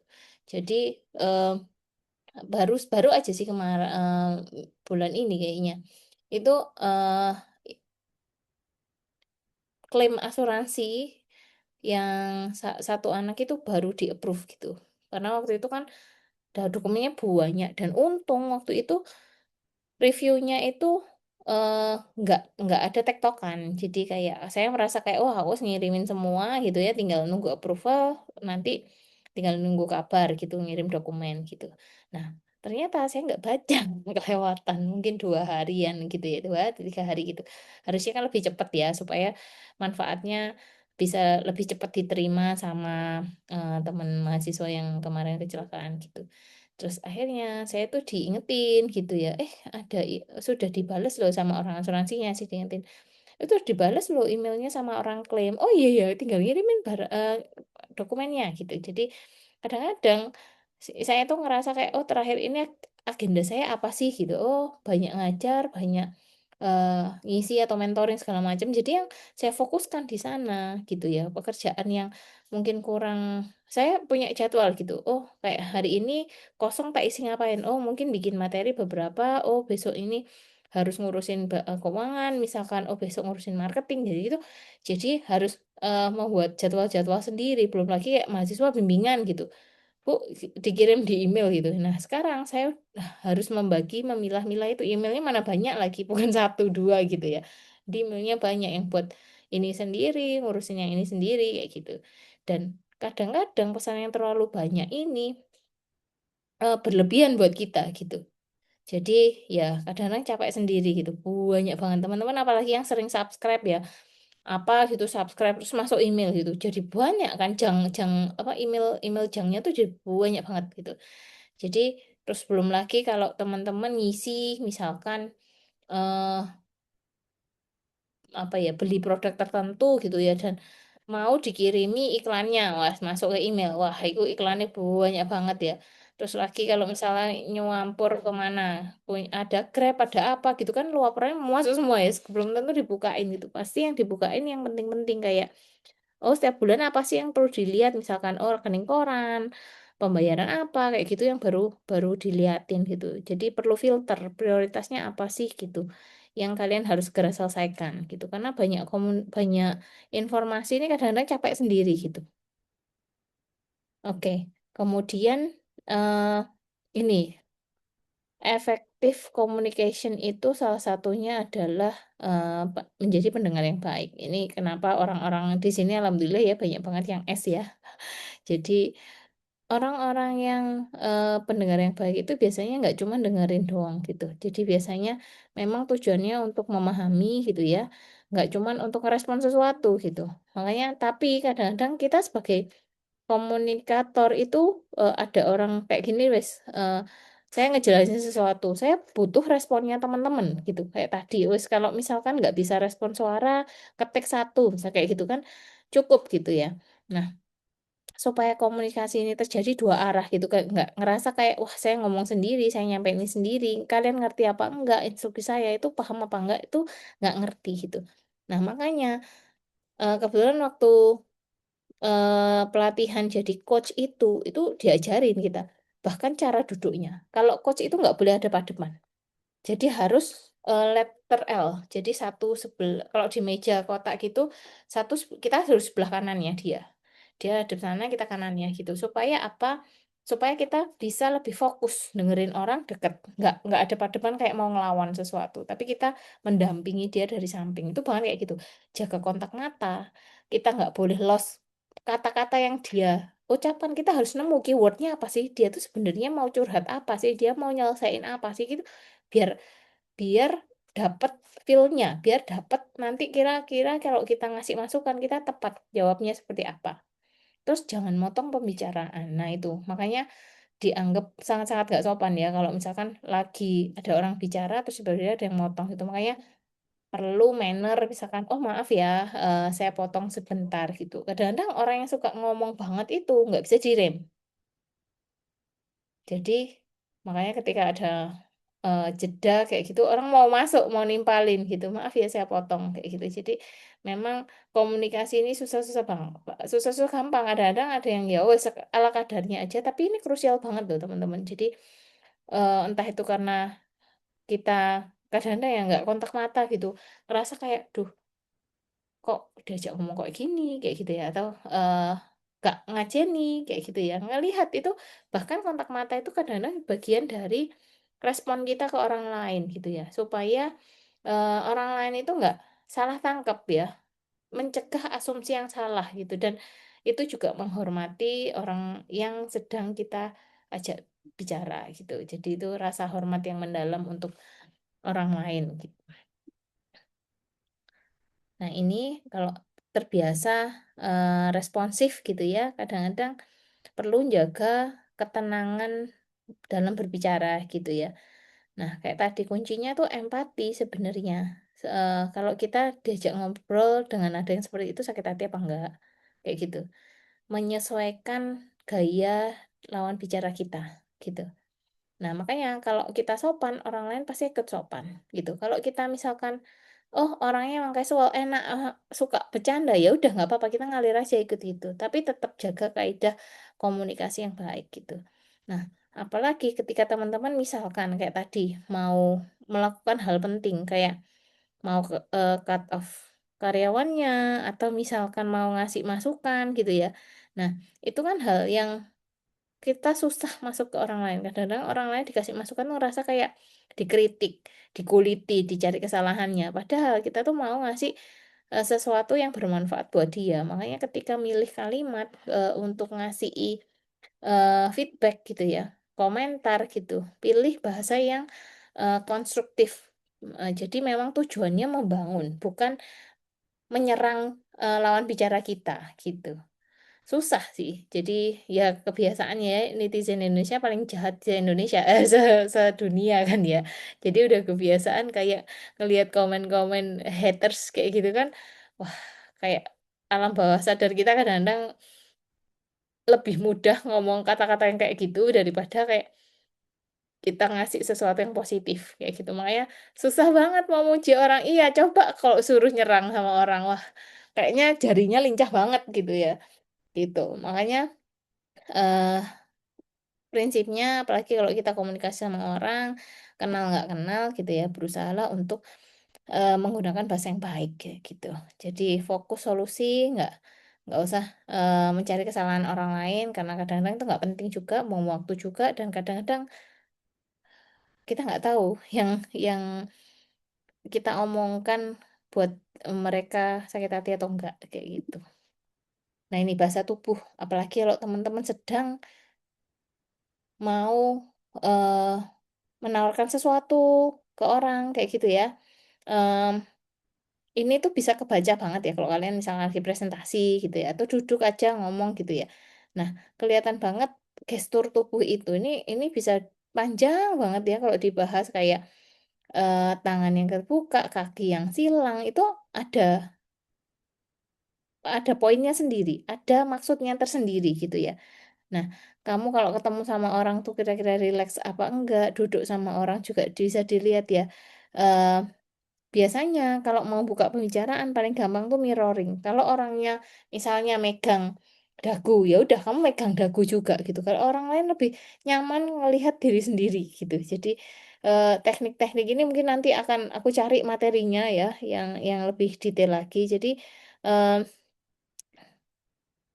menjelaskan sesuatu misalkan oh ada 1 2 3 4 gitu, ya udah pakai gestur tangan, jadi orang tuh lebih lebih fokus ke teman-teman kayak gitu ya. Jadi kadang ngomong flat aja gitu ya, dengan ada tambahan gestur tuh tambahan gestur ini bisa jadi kayak tadi memperkuat visualnya, jadi membuat orang lain tuh jauh lebih percaya sama kalian kayak gitu.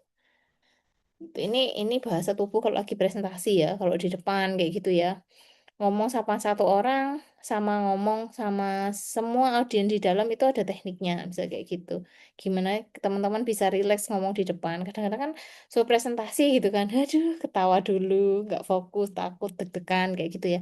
Nah ini jam terbang sih teman-teman. Jadi menguasai eh, apa panggung. Maksudnya panggung itu kalau di kelas ya, ya di situ ada 3 titik yang kalian harus datengin gitu. Oh nanti ke sini eh, ada yang sebelah kanan harus kelihatan kalian, yang sebelah kiri harus kelihatan kalian, misalnya kayak gitu. Itu tekniknya gitu. Hindari gestur yang mungkin merusak kredibilitasnya teman-teman. Jadi kadang-kadang tuh mungkin pengen kelihatan cool ya, tangannya dimasukin saku, tapi itu kelihatan banget kayak eh, nggak sopan sebenarnya, nggak care sama orang kayak gitu ya, kayak kelihatan kesan cueknya keluar gitu ya, arogansinya keluar gitu kayak, terus menyilangkan tangan depan dada nih kayak gini nih, itu kan kayak defensif, orang nggak mau terbuka sama orang lain, kesan tertutupnya tuh kerasa banget gitu, kayak aduh kalau ada customer yang udah kayak gitu wangel wis dodolan nih, karena apa, dia pasti nggak akan buka kartu, diajak omong susah gitu, pasti pendek-pendek jawabnya gitu. Nah, terus kelihatan juga kalau teman-teman lagi panik, lagi deg-degan ya, kayak gitu ya. Kayak tangannya gemeter atau megangnya kuat banget gitu ya. Itu kan kadang-kadang ngerasa, wah ini mungkin nggak siap gitu. Jadi gestur-gestur ini yang mungkin perlu dihindari gitu. Nah, pesan yang tepat juga perlu media yang tepat gitu ya. Kalau misalkan WA itu kan sering miskom gitu ya, atau telepon gitu ya. Nah, mending ketemu langsung gitu ya. Nah, itu salah satu pilihan ya, tergantung kalian menyampaikan pesannya seperti apa. Terus kalau misalkan penawaran harus dilewatin email gitu, jangan lupa melengkapi semuanya, mulai judul email, body email diisi semua, bahkan sampai kalau ada mungkin di bawah base regardnya siapanya kalian harus dilengkapi gitu, supaya kesan profesionalnya muncul gitu ya, nggak cuman sekedar ngirim aja, tapi kan banyak tuh, jadi banyak lamaran kerja yang ditolak tuh gara-gara dia ngirim lamaran tapi nggak nulis judulnya, dan di body emailnya itu nggak ada ringkasannya gitu, kadang-kadang siapa mau ngelamar apa itu nggak jelas gitu, makanya nggak terbalas, nggak dibuka emailnya, karena ya dia aja merasa eh, orang lain nggak penting gitu, orang lain nggak penting ya pokoknya aku ngirim aja, berarti kan kerasa ya kesannya orang ini mungkin nggak teliti, orang ya, orang ini mungkin nyepelein sesuatu padahal itu penting gitu. Kamu ngelamar namanya siapa, posisi yang dilamar apa, misal gitu, itu judulnya misalkan apa, judulnya lamaran kerja misalnya gitu. terus namamu siapa dalam kurung, terus posisi yang mau lamar apa. Itu kan orang dengan mudahnya untuk mencari pesan itu. Ya mungkin di body email nggak ditulis ya, tapi kalau itu ditulis pasti klik. Tapi ngeliat body email kosongan, orang juga mikir lagi. Loh maksudnya apa cuma ngelamar doang gini? Nggak mau basa-basi dikit gitu loh. Perlu kayaknya basa-basi dikit untuk minimal menginformasikan yang penting-penting aja gitu. Oke, ini eh, kontak mata ya. Ini kalau ini pemilihan desain kalau misalkan lagi bikin presentasi dan lain-lain kayak gitu. Jadi nanti bisa dilengkapi aja nanti ya. Jadi kepercayaan ini nyawanya komunikasi. Jadi teman-teman sebisa mungkin untuk menjaga komunikasi supaya kepercayaannya terjaga gitu. Wah, kayaknya udah 51. Sebenarnya ada video. Coba ya, ini videonya nggak panjang sih. Oke, mari kita bahas soal komunikasi. Sesuatu yang kita Ringkasan, lakukan setiap ringkasan. hari, tapi jujur deh, sering banget kan jadi sumber masalah. Nah, di sini kita bakal bongkar tuntas gimana caranya. Suaranya belum keluar ya? Keluar, Sudah, Bu. Hah, keluar? Udah, Bu. Keluar, Bu, suaranya. Coba sih aku nggak yakin ya. Aku tadi soalnya nggak share sound. Insecure sendiri, sebentar. Oh iya, saya belum. Soundnya dari punyaku sendiri kayaknya. Ya, coba tak kurangi biar nggak kaget kalian. Supaya setiap kata yang kita ucapkan, sesuatu yang kita lakukan setiap hari, tapi jujur deh, sering banget kan jadi sumber masalah. Nah, di sini kita bakal bongkar tuntas gimana caranya supaya setiap kata yang kita ucapkan, setiap email yang kita kirim, itu nggak cuma nyampe, tapi benar-benar dipahami dan bikin orang lain bergerak. Pernah nggak sih ngerasa udah jelasin panjang lebar, kirim pesan yang super penting, responsnya malah aneh, salah tangkap, atau lebih parahnya, dicuekin aja gitu. Frustrasi banget kan? Rasanya kayak pesan kita itu mental entah kemana. Dan ternyata, ini bukan cuma perasaan kita doang loh. Ada data yang cukup mencengangkan.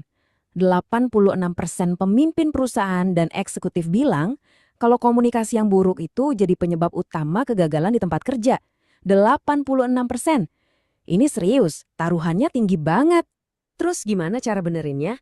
Tenang, kita bakal urai satu persatu. Kita mulai dari dasarnya dulu, lalu kita cari tahu biang kerok kenapa pesan sering gagal.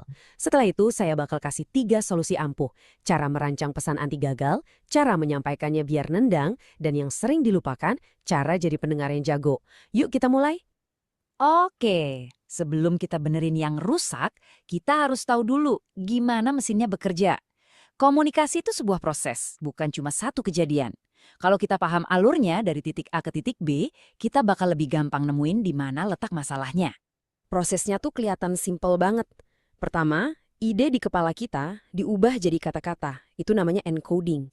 Terus, pesan itu dikirim lewat sebuah media atau channel, bisa lewat omongan, email, atau WhatsApp. Nah, si penerima lalu menafsirkan pesan itu atau decoding. Terakhir, ada umpan balik atau feedback yang bikin lingkarannya nyambung lagi. Setiap langkah ini penting banget. Nah, pertanyaannya, kalau prosesnya sesederhana itu, kok sering banget gagal ya? Jawabannya ada di satu kata ini, noise atau hambatan. Noise ini adalah segala macam gangguan yang bisa merusak pesan kita di tengah jalan. Dan noise ini bukan cuma suara berisik loh, macem-macem banget bentuknya. Bayangin, koneksi internet lagi jelek pas Zoom meeting, itu noise fisik. Atau lawan bicara kita lagi stres dan udah punya asumsi jelek tentang kita, itu noise psikologis. Bahkan penggunaan istilah teknis yang gak semua orang ngerti, beda budaya, sampai birokrasi kantor yang ribet, itu semua adalah noise yang siap menyabotase pesan kita. Jadi, gimana cara ngelawan si noise ini?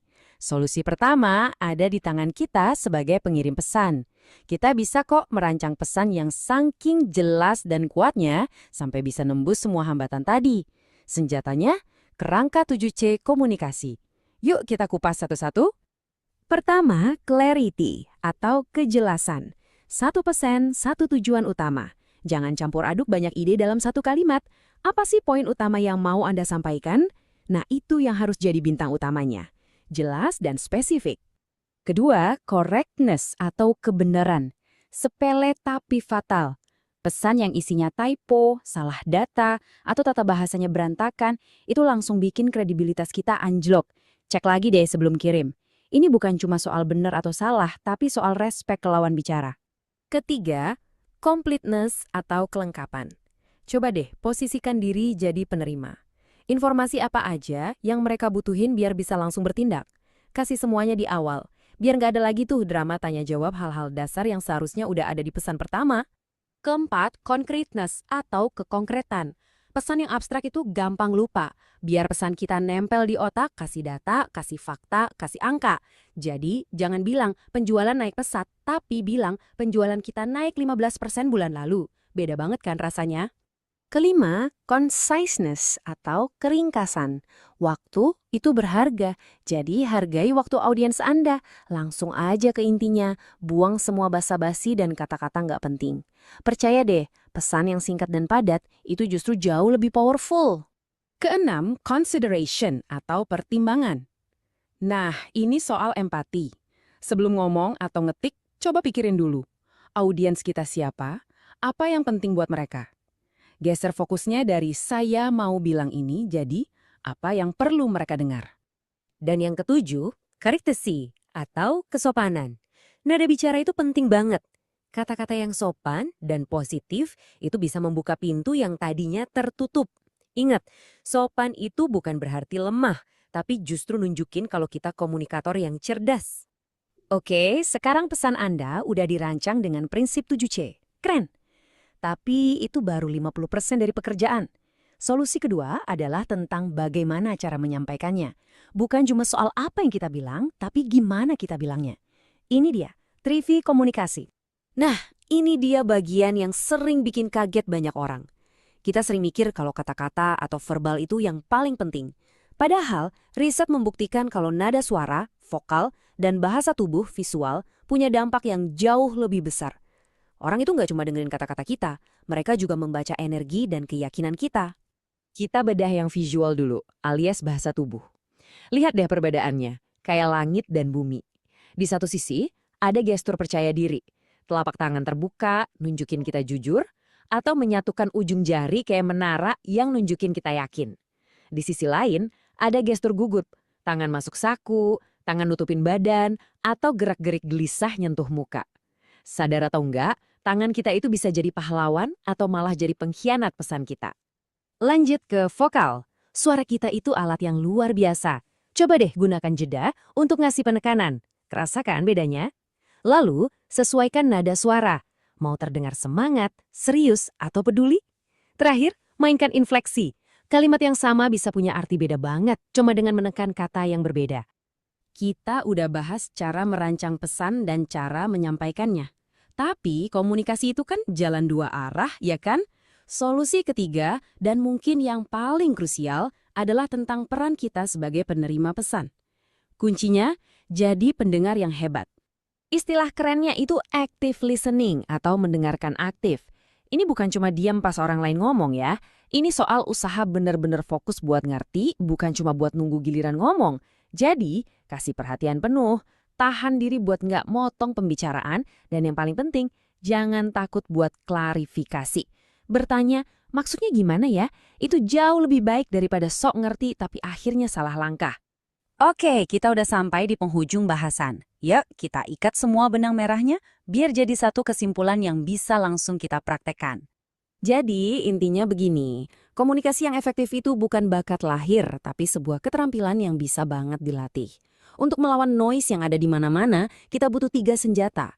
Rencang pesan yang super jelas dengan prinsip 7C, sampaikan dengan dampak maksimal pakai kekuatan verbal, vokal, dan visual dari 3V, dan tutup lingkarannya dengan jadi pendengar yang aktif. Sebagai penutup, saya mau kasih satu pertanyaan buat Anda renungkan. Dari semua jenis noise yang tadi kita bahas, entah itu kebiasaan pakai jargon, asumsi negatif, atau mungkin bahasa tubuh yang gugup, kira-kira noise mana sih yang paling sering jadi penghalang dalam komunikasi Anda sehari-hari? Dan apa satu langkah kecil yang bisa Anda lakukan mulai hari ini untuk mulai mengatasinya? Oke, mari kita bahas. Oke, itu closingnya. Jadi nggak usah saya nyampein, tapi saya ringkas lewat video. Jadi slide saya masukin notebook LM, biar nanti diringkasin jadi video. Oke, ada pertanyaan teman-teman? Sudah cukup Pas banget waktunya jam 9. Tapi kita belum absen, gimana ini? Ayo, di screenshot dulu aja, yuk foto dulu ya teman-teman. Di sini kayaknya 39 sampai Lisha 38. Masuk semua ya Mbak berarti ya? Iya, Bu. Silakan teman-teman yang belum on cam dulu. Siapkan senyum terbaik kalian. Mandy Moore dan Justina jadi satu loh. Oh ini Mbak jadi satu soalnya dia. Oke, 1, 2, 3. Cis, lagi-lagi. Kimchi. Oke, terima kasih. Terima kasih Kak Elisha, terima kasih teman-teman. Saya nanti absennya habis ini aja karena masuk semua kan ya. Ya. Terima kasih atas pertemuannya ya. Untuk beberapa yang mungkin Kamis ketemu lagi ya. Nanti ditunggu kuliah hari Kamis gitu kan ya. Yang mungkin hari ini minggu terakhir buat masuk. Mohon maaf lahir batin ya. Selamat mudik ya, hati-hati di jalan kalau mudik ya, sehat-sehat. Nanti biar setelah Lebaran bisa kuliah lagi ya. Mohon maaf lahir batin. Terima kasih semuanya.